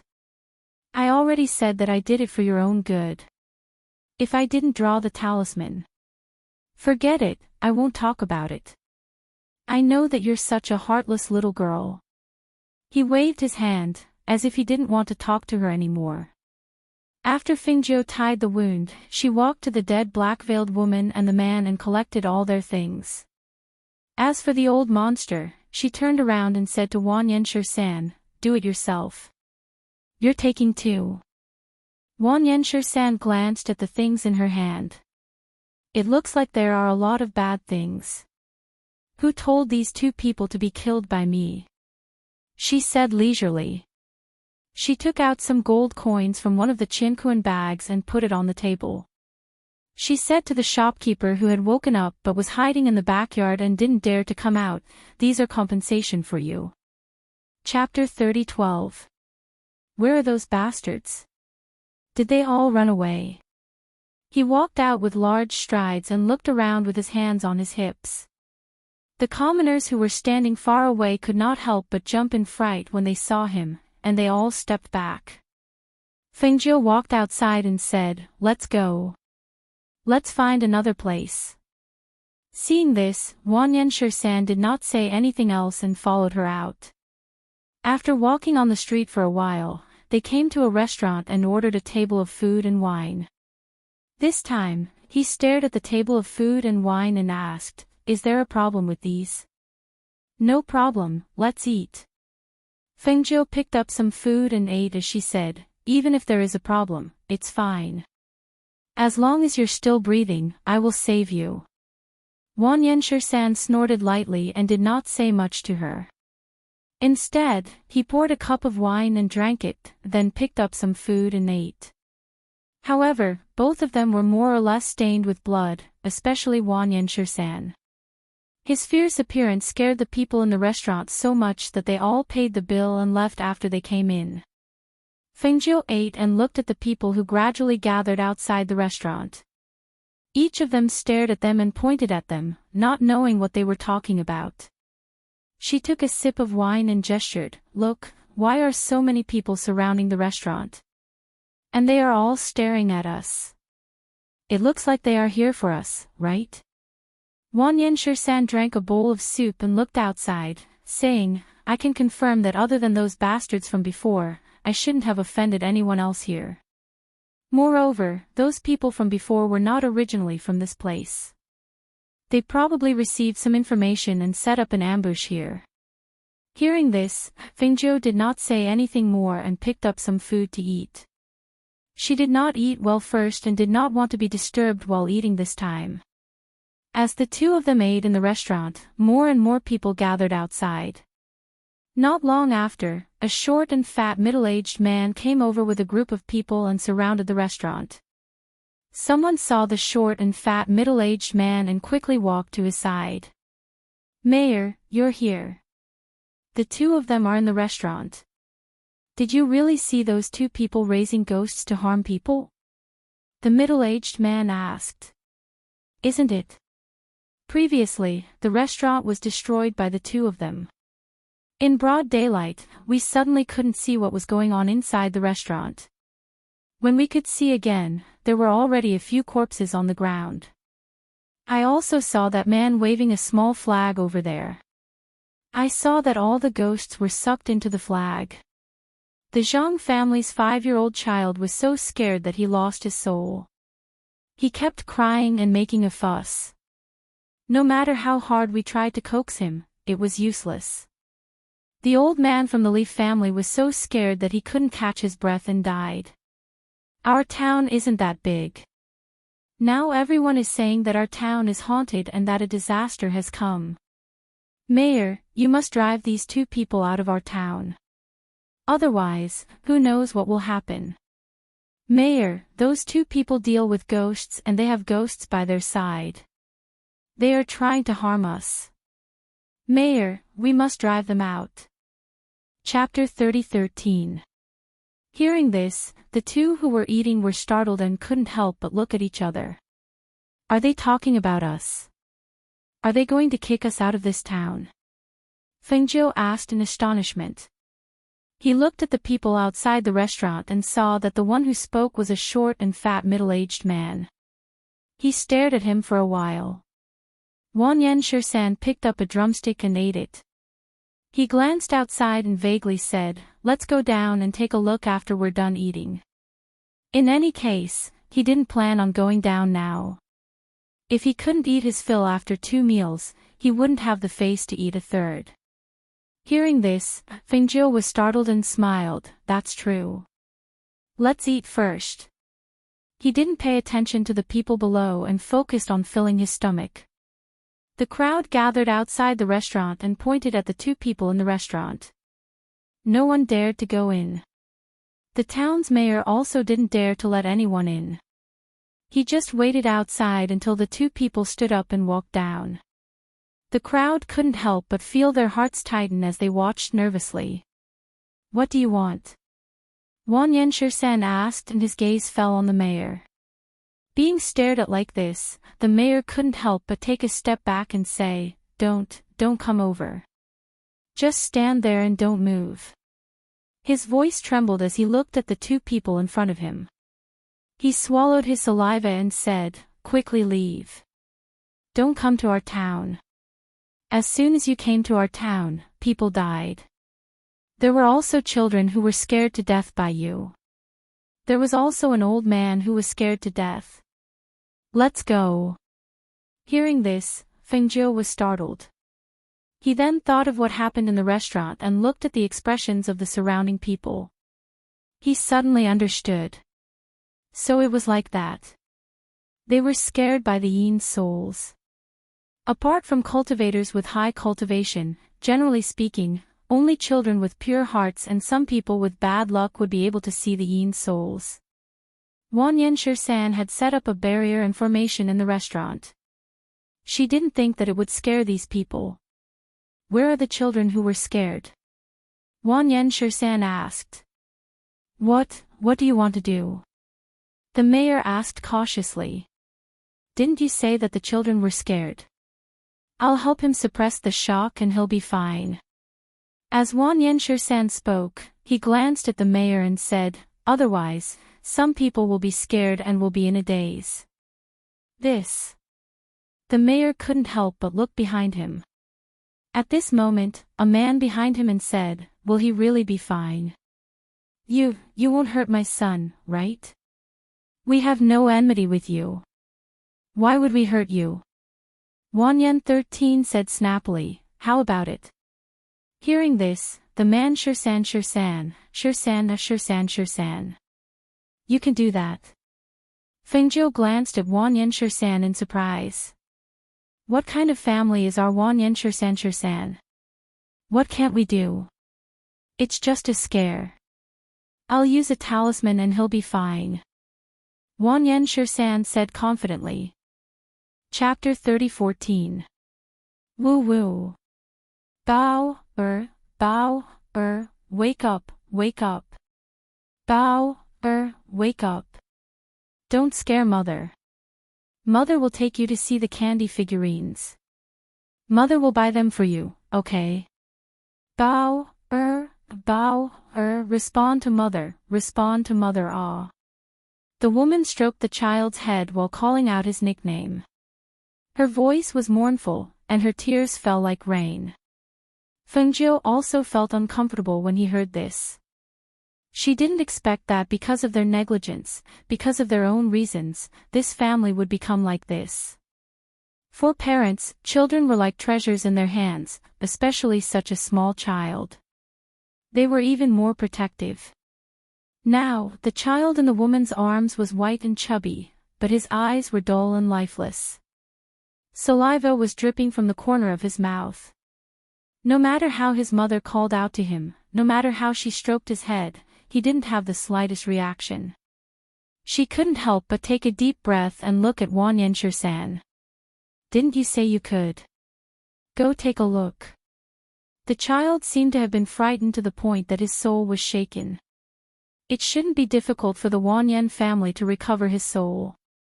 Wan Yenshir-san stepped forward and said to the woman, "Put the child on the bed. I will help you take a look at him." "Woo woo. My bow, my bow, the woman cried. Her hair was messy, and her face was sorrowful. As if she didn't hear Wan Yenshir-san's words, she still held her child tightly. At this time, the child's father stepped forward and said, "They said they can make bow, better. Quickly put the child on the bed and let them take a look at bow, Maybe they can really cure him." Hearing this, the woman hugged the child and knelt down in front of Wan Yenshir-san and Fingzhou. I beg you to save my child. My child is so obedient, so obedient. If he becomes like this in the future, what should I do? Don't worry. I can cure him. Put him on the bed." Wan Yenshir-san gestured. The child's father quickly helped the woman up and put the child on the bed. He pulled the woman to the side to watch. Fingzhou was also watching from the side. After Wan Yenshir-san came to the bedside, he took out a red talisman from his sleeve and ordered, "Bring me a teacup." Fingzhou took a teacup from the side and handed it over. He pricked the child's finger and squeezed some blood into the teacup. He then dipped his finger in the blood and drew a talisman on the talisman paper. Finally, he dipped his finger in the blood and pressed it on the child's eyebrows, leaving a blood-colored fingerprint there. "Water," Wan Yenshir-san called. Fingzhou came forward with the kettle. He took the kettle and poured half a cup of clear water into the blood-stained teacup. He held the talisman paper between two fingers and brushed it. When the flames burned, he stuffed the talisman paper into the teacup. He watched as the talisman paper turned into ashes and turned into talisman water. He helped the child up and poured the talisman water into the child's mouth. Not long after, the blood-colored fingerprint between the child's eyebrows disappeared without a trace. Immediately after, the child's originally dull eyes gradually regained their vitality. "Mother, father." The child climbed up from the bed. Seeing so many strangers in the house, he was both afraid and curious. The woman and man were startled and went forward with joy. "Bow, Bow, you're better. Bow, you're better. That's great, that's great. Bow, mother's good bow, Chapter 30:15.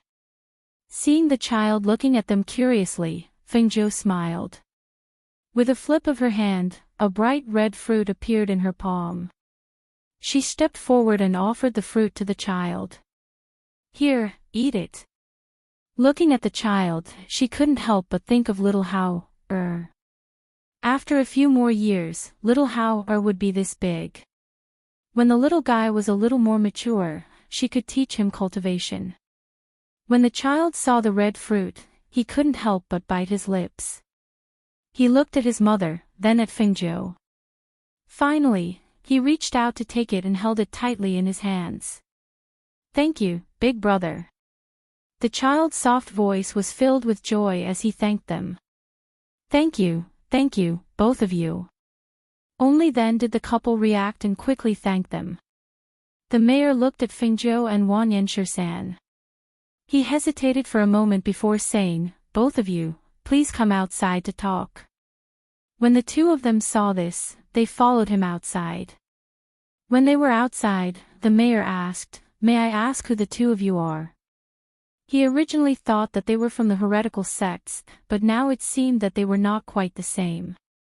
Wan Yenshir-san was about to speak when he heard Fingzhou's voice. We are from the immortal sect. This time, we were ordered to do something. However, we didn't expect to be ambushed in the small town. We also didn't expect that this would cause a misunderstanding. While speaking, Fengjiu took out a token and handed it over. When the mayor saw it, he was relieved.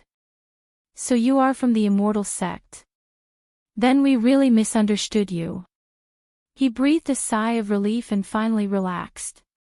He handed the token back and said, because the people in the town saw you killing people in the restaurant, and there were also ghosts and ghosts floating around, so they thought you were from the heretical sections. Now that the misunderstanding has been cleared up, this Chin apologizes to the two of you. While speaking, he cupped his hands and bowed to the two as an apology.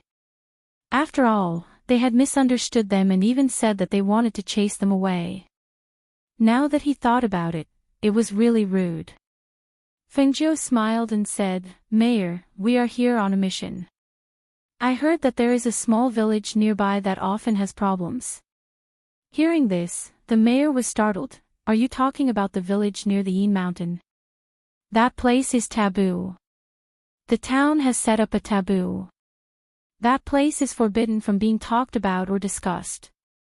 We came here because a senior apprentice sister was ordered to clean up the filthy things there, but she went missing. The immortal sect sent us here to look for her. If Mayor knows anything, you can tell us. Fengjiu said slowly. The mayor hesitated for a moment and said, how about this? Follow me back to the residence. You can rest in my residence tonight so that I can find time to have a good talk with you. Sorry to bother you, Fengjiu said with a smile and glanced at Wang Yanshi-san. Wang Yanshi-san glanced at her and didn't say anything. He just followed the mayor out and stayed in his residence tonight. Because of the mayor's words and the family's child's recovery, the townspeople gradually came to know that these two people weren't bad people. Thus, they relaxed and dispersed. Chapter 30:16. I don't know when it started, but the Yin Mountain has been shrouded in clouds all year round, and there have been rumors of strange things happening in the village at the foot of the Yin Mountain. I went there once and advised the villagers to move, but the ancestors of the dozen or so families there have been there for generations, and they wouldn't move even if I told them to. Later, some cultivators who were passing by wanted to go there to see what was going on, but none of them came back. Those who went in groups also didn't come back. Gradually, no one dared to go there anymore. Fengjiu asked, what about the villagers? Are they still alive and well? Yes, that's what's strange. The village was built on the mountain, and there weren't many families. Only a few strange things happened, but no one had any problems. That's really strange. Fengjiu and Wang Yanshi-san looked at each other and asked, then before that, did the mayor see an extremely beautiful woman in red come to town? That woman was my senior sister. She was the one who went to the small village under orders. An extremely beautiful woman in red. The mayor thought for a moment and said, now that you mention it, there really was such a beautiful woman in red. At that time, it was because a few cultivators passing by took a fancy to her beauty and wanted to make a move on her, which caused a commotion. Otherwise, with so many people in the town, we wouldn't have been able to remember who she was. And then? Wang Yanshi-san asked. After that, those male cultivators who had their eyes on the woman in red ran out of the city crazily for some reason, saying that something was chasing them. Later on, I heard that the woman in red stayed in the town for a night and then left. She also went in the direction of Yin Mountain. Hearing this, the two fell into deep thought. She really did go to the small village in the Yin Mountain. Since she went there, with Wang Yanxinhua's cultivation and strength, how could she have gone missing? What exactly happened there? That night, the two listened to the mayor talk about the small village in the Yin Mountain. They didn't return to their rooms to rest until it was late at night. After entering the room, Fengjiu meditated and closed her eyes to cultivate. However, in the middle of the night, she suddenly heard the sound of someone walking on the roof. She immediately opened her eyes and pushed open the door to go outside. She jumped onto the roof and saw a black figure carrying an unconscious girl across the roof, heading into the night. Who is it? When Feng Zhou shouted, Wanyan Shursan's figure also jumped out. He went around from the other side and blocked the way of the black figure. Seeing the man in black carrying a girl who was unconscious and only wearing a white undergarment, he immediately shouted, "Put her down." As soon as his voice fell, he attacked the man in black at the same time. When he heard the commotion, he didn't even have time to put on his clothes. When he saw the young girl on the black figure's shoulder, he was so scared that he almost fainted. "That's my daughter, my daughter." He shouted in panic and wanted to go up to help. However, he saw that the man in black was still agile while carrying the girl. Feng Zhou and Wanyan Shursan were blocking him. He was afraid that he would be more of a hindrance if he went up, so he stayed below to guard.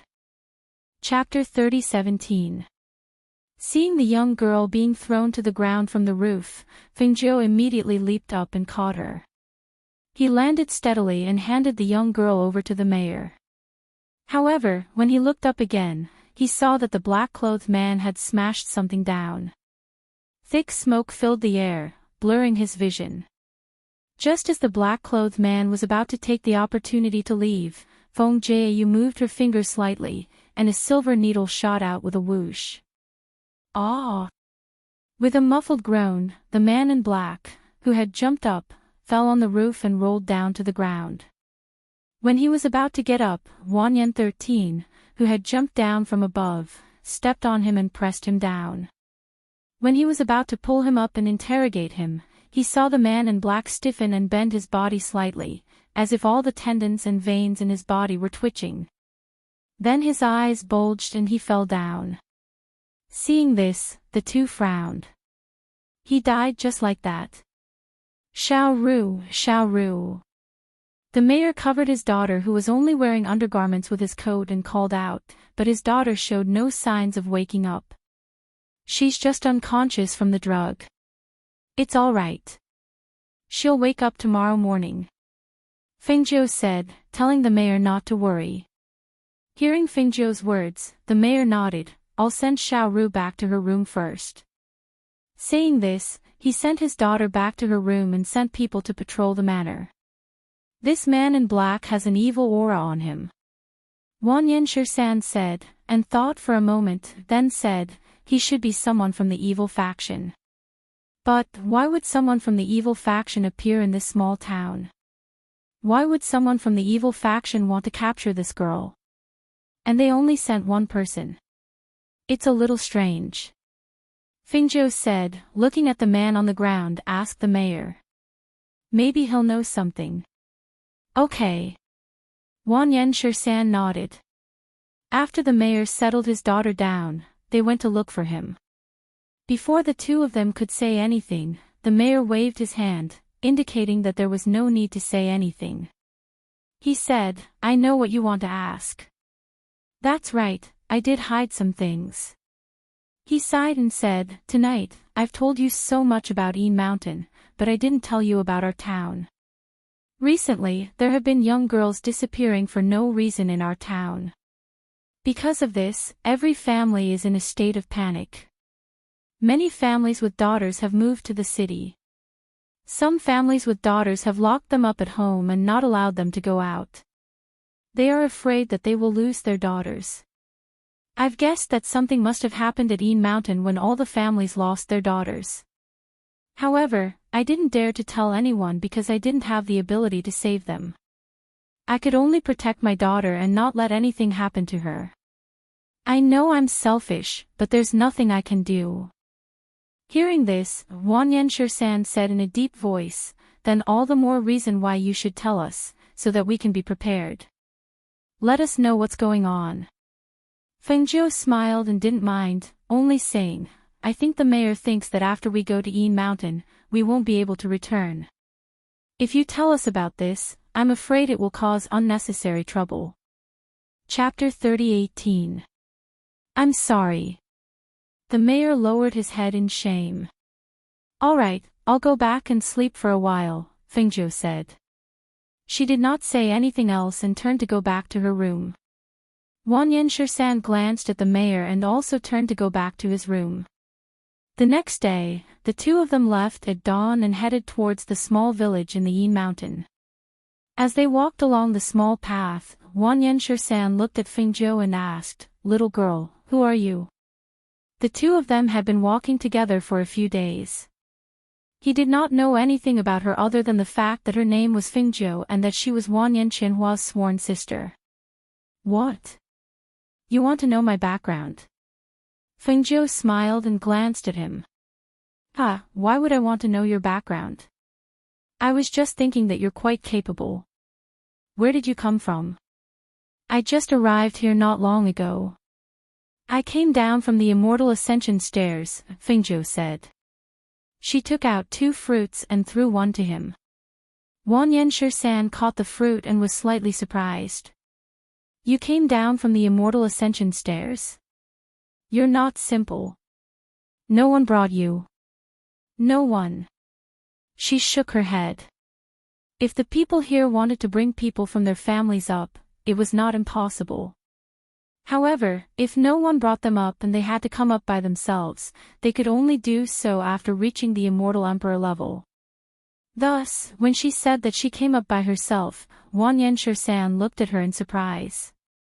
If she did not say it, he would not have known that she was already an Immortal Emperor. However, her current strength was not just an Immortal Emperor.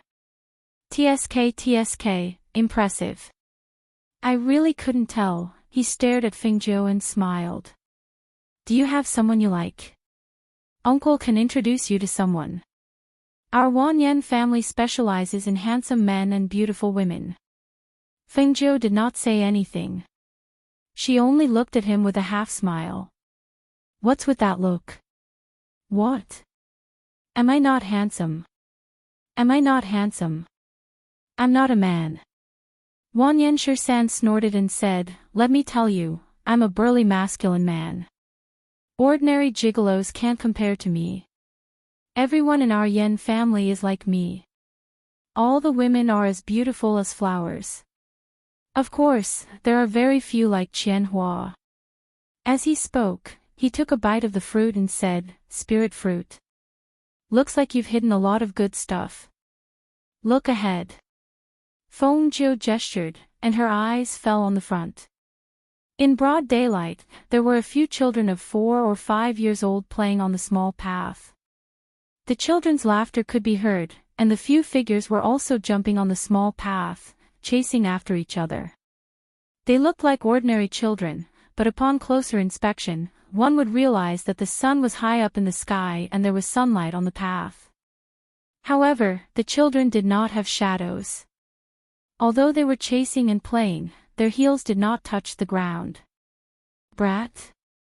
Wang Yanshi was slightly surprised and looked up at the bright sun in the sky. Under such a scorching sun, these brats actually dared to come out and play. He strode forward. As soon as the little ghosts saw him coming over aggressively, they screamed and ran away quickly. Chapter 30:19. Little girl, stay close to me. Wang Yanshi said. He stepped on the ground and quickened his pace to catch up. He didn't put the little ghosts away at once. Instead, he followed them at a leisurely pace. Fengzhou followed behind him. She walked along the path until she entered the dense forest. As soon as she entered the dense forest, she felt that the air was a little colder. The sunlight couldn't shine into the dense forest, so it was a little darker inside. She raised her eyes to look inside. In the blink of an eye, Wang Yanshi had disappeared. The surroundings were quiet. Only the wind blew, the leaves on the ground rolled up, and the leaves on the trees rustled when they touched each other. Wang Yanshi. Fengzhou called out. She slowed down her pace and walked inside. It had only been a while. How could he disappear? She walked inside, but because there was no obvious path to take in the dense forest, she soon got lost and couldn't get out of here. Wang Yanshi. She called out. She stopped and looked around. What she saw were trees and weeds that were half a person's height. Just as she was about to go back, she saw an earth spirit ginseng moving in the weeds. Her eyes lit up. She couldn't help but hide her breath and follow it. After walking for a while, she felt that something was following her. She turned around and saw a dirty child. Little ghost. It was following her. When it saw her turn around, it panicked and hid behind a big tree. "Why are you following me?" Fengjiu asked. Her voice was very soft because she was afraid of startling the earth spirit ginseng that she was going to catch. "You can't go there," the little ghost said timidly. Hearing that, Fengjiu was a little surprised. She said, "I don't want to go in. I want to catch that." She pointed at the earth spirit ginseng that was hidden in the weeds with only a little red flower showing. As soon as she finished speaking, the little ghost hesitated for a moment before cautiously moving forward. His figure gradually became transparent. Finally, he went around her and squatted down next to the earth spirit ginseng. He reached out his hand and pulled it out. Fengjiu looked at the little ghost in astonishment. It stretched out its hand to look at the ginseng, and then looked at Fengjiu. It stretched out its hand and handed it to Fengjiu. "Here you go." Even Fengjiu couldn't help but stare blankly. After recovering, she took the earth spirit ginseng. The ginseng was 2 fingers wide, shaped like a person, and had a swaggering red flower at the top of the ginseng. She took out a rope and tied it to the ginseng. Then she put it into the space and planted it there. Only then did she look at the timid little ghost standing in front of her. After thinking for a while, she asked, "Why aren't you afraid of the sun?" Such a small little ghost actually dared to wander around in broad daylight. "Ah!" At that moment, a shrill scream rang out. It was sharp and ear-piercing, and when it spread through the forest, it caused people to shudder involuntarily. At that moment, the little ghost ran towards the source of the sound. Seeing that, Fengjiu followed it. Passing through trees and weeds, when they arrived at the place, they saw a middle-aged man in a gray robe with a horsetail whisk in his hand. In front of him, a ghost was kneeling. The ghost's figure was sometimes illusory and sometimes real. It floated and swayed as if its soul was going to scatter at any time. Chapter 30-20. Fengjiu frowned slightly when he saw the spiritual power coming out of the horsetail whisk and attacking the little ghost. He waved his sleeve and blocked the attack for the 2 ghosts.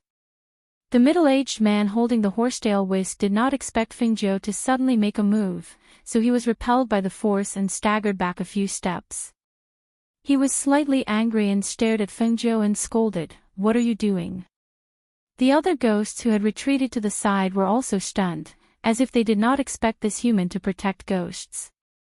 Wanyan Shirsan raised his thick eyebrows and looked at Fengjiu. However, he did not scold Fengjiu. Instead, he took a big step forward, put his hands on his hips, and glared at the middle-aged man holding the horsetail whisk. "What are you doing?" "Ah. After bullying ghosts, you want to bully people." After being yelled at by Wanyan Shirsan, the middle-aged man took a step back to avoid being sprayed with saliva. He pointed at the 2 with the horsetail whisk and said, You are unreasonable. Those are ghosts, they are scourges. Why are you protecting them?" "Scourge you? Have you seen them scourge people?" Fengjiu asked slowly. Seeing the little ghost holding the ghost that was gradually fading and crying, he could not help but frown and ask Wanyan Shirsan, "Don't you know this? Let the big ones see, lest its soul scatter." Wanyan Shirsan was slightly surprised and looked at Fengjiu, asking, "Are we really going to save it?" "Of course." Fengjiu said matter-of-factly and asked curiously, "Why not? They didn't do anything to us."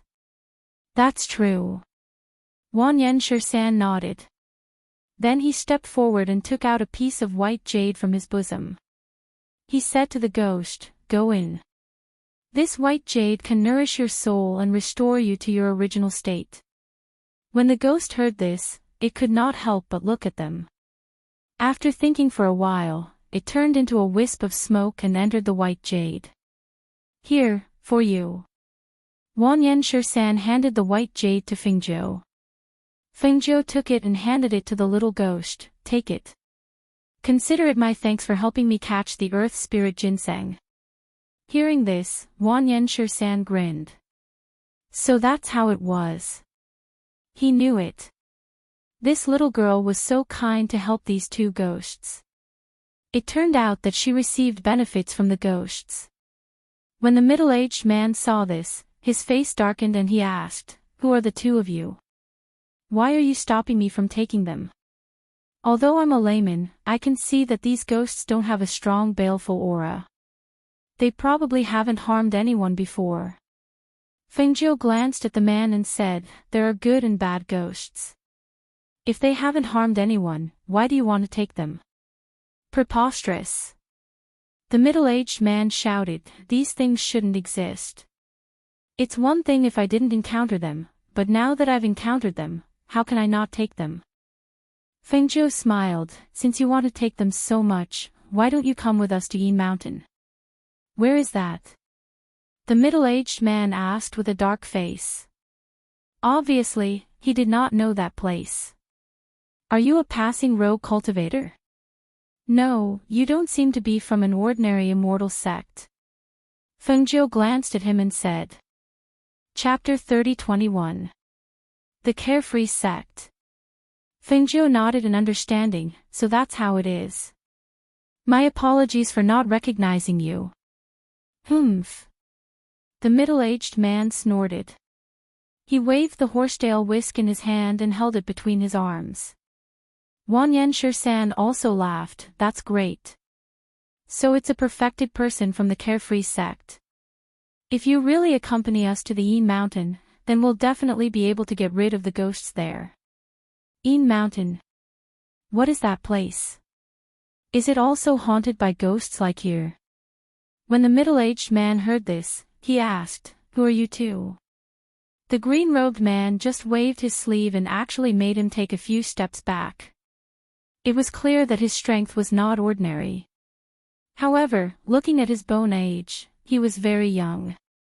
The two looked at each other and said in unison, "We're from the Blue Star Immortal Sect." Well, now the two of them directly used the name of the Blue Star Immortal Sect.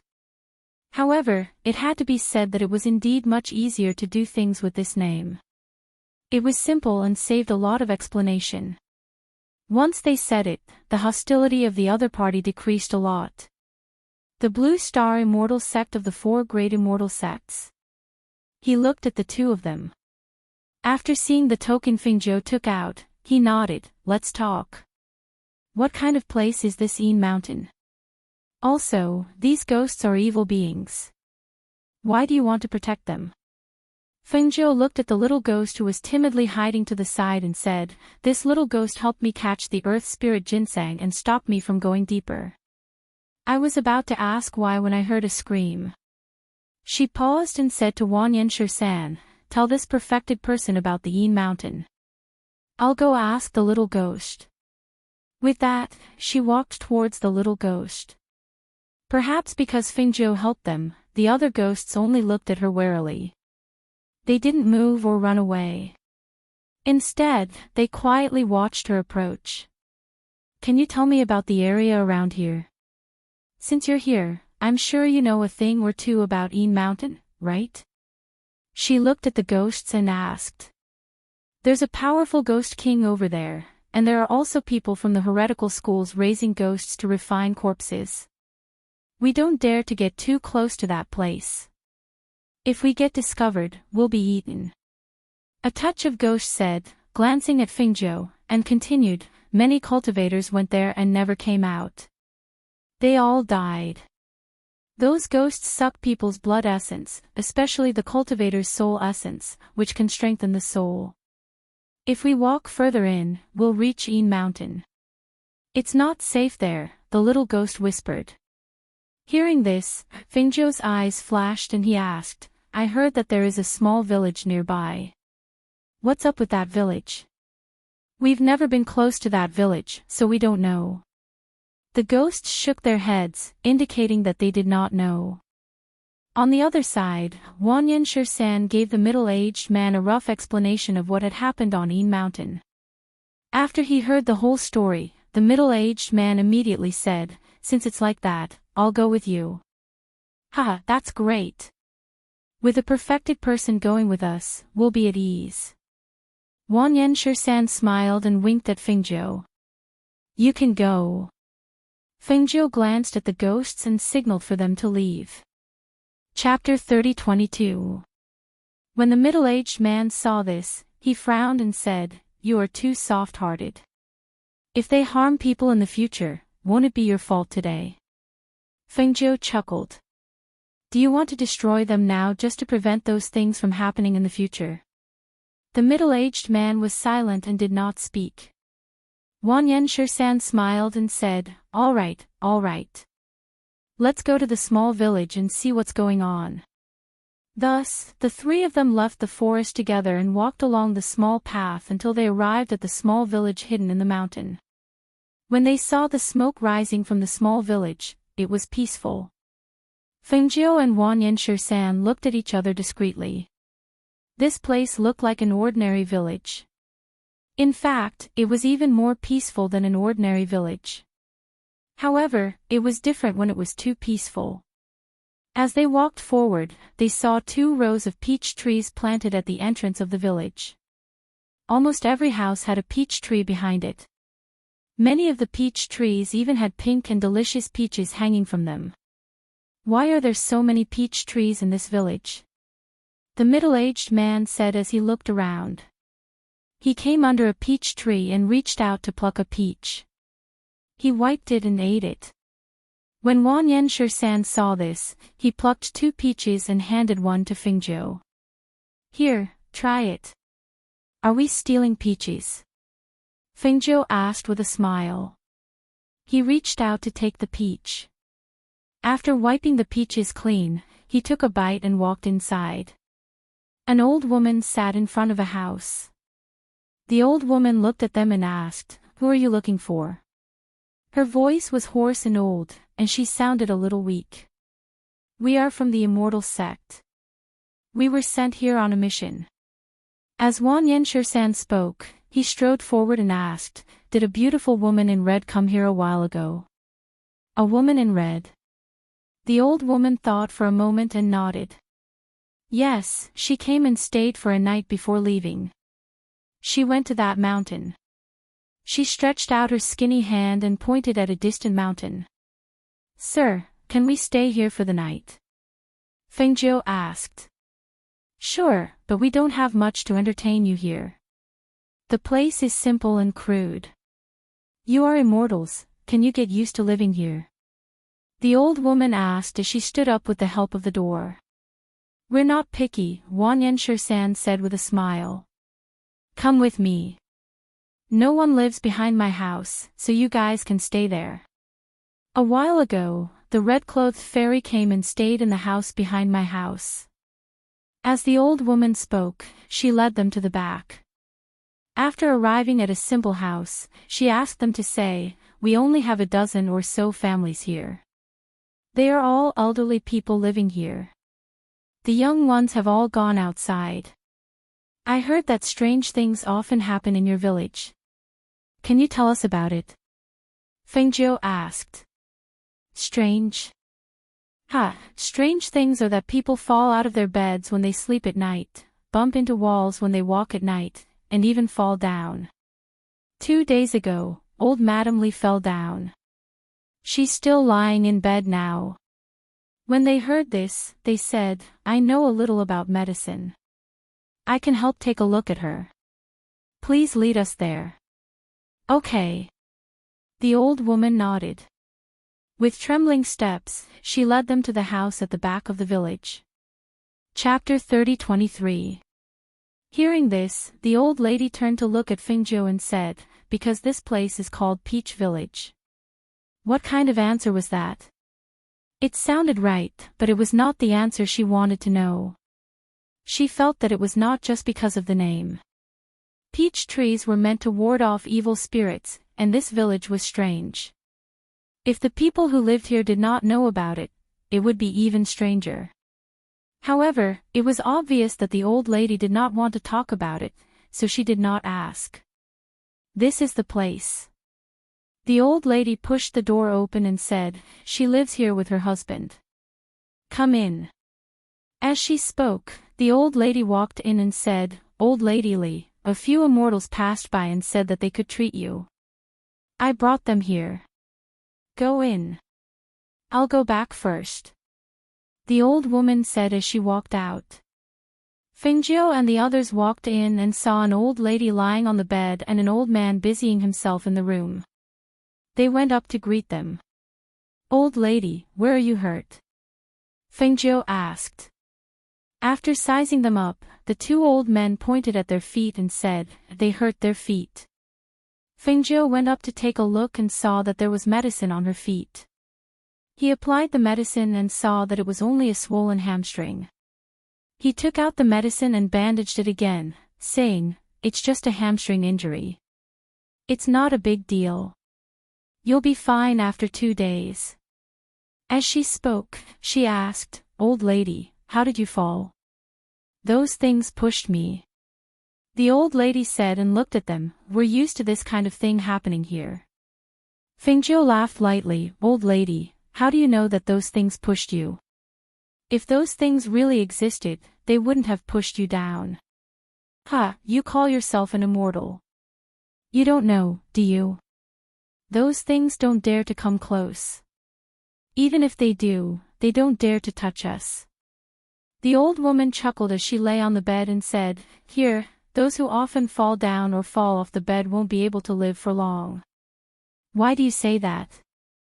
Fengjiu felt a little strange. "Because of my bad luck and the chaos caused by those things, even if I don't die, I will be tortured to death. I don't think I have many days left to live." Her tone was indifferent, as if she was talking about someone else's matter. There was no fear in her voice. "You people outside must be wondering why those filthy things don't dare to touch us or come close to us, right? This old woman will tell you today. It's because our village has planted peach trees. Peach trees can ward off evil spirits. Ordinary evil things don't dare to get close to them, but there are some powerful ones. However, we are not afraid because we are all wearing clothes made of peach tree bark." Hearing this, the three of them were slightly shocked. Clothes made of peach bark. That was many years ago. An old immortal asked us to plant peach trees. He said that they were edible and could ward off evil spirits. Thirdly, they were beautiful. The old immortal even taught us to weave clothes with the branches of the peach trees. Every family had one. Hearing this, they came to a realization. So that was the case. Fengjiu and the others said their goodbyes and turned to leave.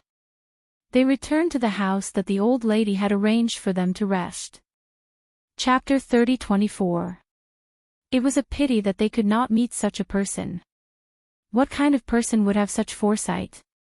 They said they were going to rest in the village, but they quietly left at night and headed towards Yin Mountain. They planned to investigate Yin Mountain, so it was more convenient to act at night. "You two, follow behind me," the middle-aged man said and waved his horsetail whisk, gesturing for Wang Yanshi-san and Fengjiu to follow behind him. Fengjiu smiled. That's not very good, is it? What's not very good about it? I'm older than you, so it's only right for me to protect you and lead the way for them," the middle-aged man said with a piercingly cold aura, acting like an elder. Wang Yanshi-san stopped Fengjiu, who was about to speak, and said with a smile, "That's great. We're really lucky to have a perfected person leading the way for us." Hearing this, the middle-aged man seemed to be quite satisfied. He nodded slightly in response and walked in front to lead the way for them. Fengjiu glanced at Wang Yanshi-san. She did not expect this guy to be so two-faced. That perfected person was not as strong as Wang Yanshi-san, so naturally, he was not as strong as her. Yet, he had to lead the way. It felt a little like cheating. Even someone as thick-skinned as her felt a little embarrassed. The three of them walked forward, and along the way, they heard the cries of the insects. As the night deepened, they relied on the dim light above their heads to see the road ahead. As they got closer to Een Mountain, she felt that the aura in the air was getting colder and colder.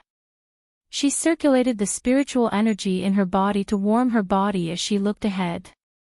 She saw faint spots of light floating in the dense forest in front of her, making whining sounds.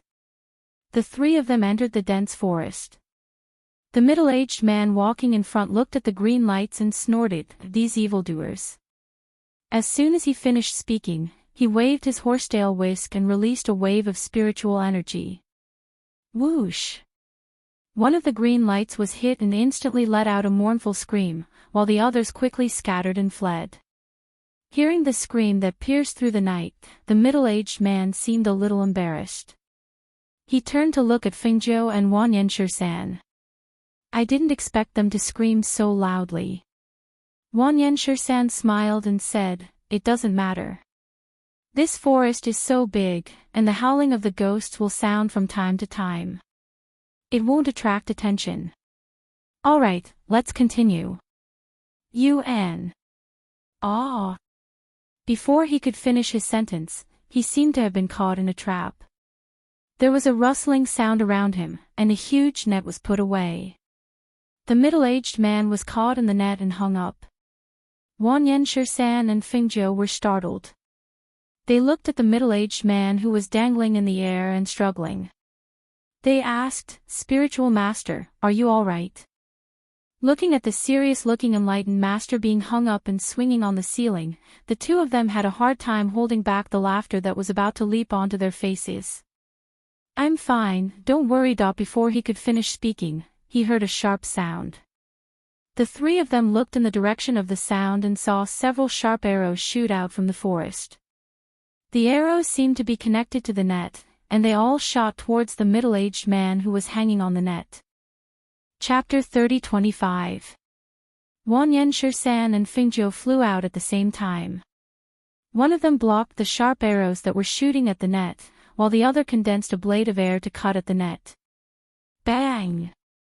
With a bang, the middle-aged man who was hanging in mid-air fell to the ground with the net. With a muffled groan, the middle-aged man quickly broke free from the net. "Are you all right?" The two came to his side and asked. Perhaps he felt a little embarrassed, so he coughed lightly and said, "I'm fine." As he patted his robe, he said, "I didn't expect there to be a trap here. I have to be careful." The two responded and smiled. They didn't say anything else, as it would only make him more embarrassed. The three of them continued to walk forward. This time, the middle-aged man walking in front was clearly more careful. It was as if he was concentrating all his energy. Feeling his tension, Fengzhou smiled and asked, "Jinren, I still don't know what your title is." Hearing this, the middle-aged man looked back at Fengzhou and said, "My surname is Qin and my name is Shan. In the sect, I'm called Jinren Qin. You can call me that." Along the way, he only knew that one of them was Fengzhou and the other was Wan Yanshir-san. They were from the Blue Star Immortal sect. However, looking at their strength, they weren't weak.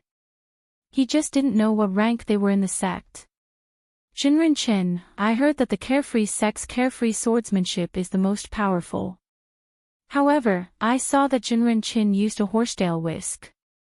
Could it be that Jinren Qin didn't practice the carefree swordsmanship?" Fengzhou asked with a smile. "As long as you're a disciple of the Carefree sect, you can practice the carefree swordsmanship. I'm no exception. However, only the core disciples of the Carefree sect can practice the carefree swordsmanship. Therefore, there are very few core disciples who can practice the entire carefree swordsmanship. Those who can truly understand the essence of the carefree swordsmanship are even fewer." As he spoke, he looked at Fengzhou and asked, "What's wrong? Are you interested in the free and unfettered swordsmanship?" "Haha, a little. Fengjiu smiled. It's useless even if you're interested. You're already a disciple of the Blue Star Immortal sect. Otherwise, you could have joined my carefree sect. He turned around and looked at Fengjiu with a look that said, you don't stand a chance. Fengjiu smiled and said, Zhenren, be careful. She kindly reminded him. What's in front? Hiss. When he turned around, he bumped into a tree branch. He felt a burning sensation on his forehead, causing him to gasp in pain. Wanyan Shirsan couldn't help but laugh. I say, Zhenren.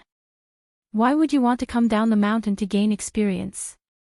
He felt like he didn't really fit in with the outside world, and he didn't keep his guard up. It was very easy for such a person to be taken advantage of outside. He rubbed his forehead and said with a dark face, is it very funny? What's so funny? He didn't say anything more to the two of them and walked forward with large strides. Wanyan Shirsan walked beside Fengjiu and said with a smile, he's really brave. After what we said, he still dared to follow us to the Yin Mountain. However, he doesn't keep his guard up. I really don't know how he survived until now. Chapter 30-26. As the three of them walked forward, some ghosts gradually followed behind them. Some tried to pounce on them, while others emerged from the ground and hugged their feet tightly, as if they wanted to pull them into the ground. Fengjiu realized that the gourd that her sister gave her, which could ward off evil spirits and make ghosts not dare to approach, was not effective here. Fortunately, she had Wanyan Shirsan and Zhenren by her side. These two people's ability to deal with these ghosts was not weak. When they attacked, they scattered the souls of the ghosts, so that the ghosts that followed them did not dare to come close. Zhenren, who was walking in front, stopped and raised his hand to signal the two people behind him to stop. He lowered his voice and said, the smell of blood in front is a bit heavy. You guys wait here for a while. I'll go check it out. Seeing him flash forward, Wanyan Shirsan said to Fengjiu, let's go. We'll follow, in case something happens again. Fengjiu smiled and followed behind. The further they went, the heavier the smell of blood. When they saw Zhenren stop there and did not move, they could not help but be surprised. They quickly walked forward and asked, what's wrong? They asked. Zhenren's face was pale, and there was anger in his eyes. He did not speak, but raised his hand and pointed forward. Fengjiu and Wanyan Shirsan looked in the direction his finger was pointing. They saw a woman hanging upside down from a tree in front of them. Her body was covered in wounds, and blood dripped down from her body, dyeing a large area on the ground red. Less than 15 meters away, there was another woman hanging from a tree. Her hair was stained with blood and hung down vertically.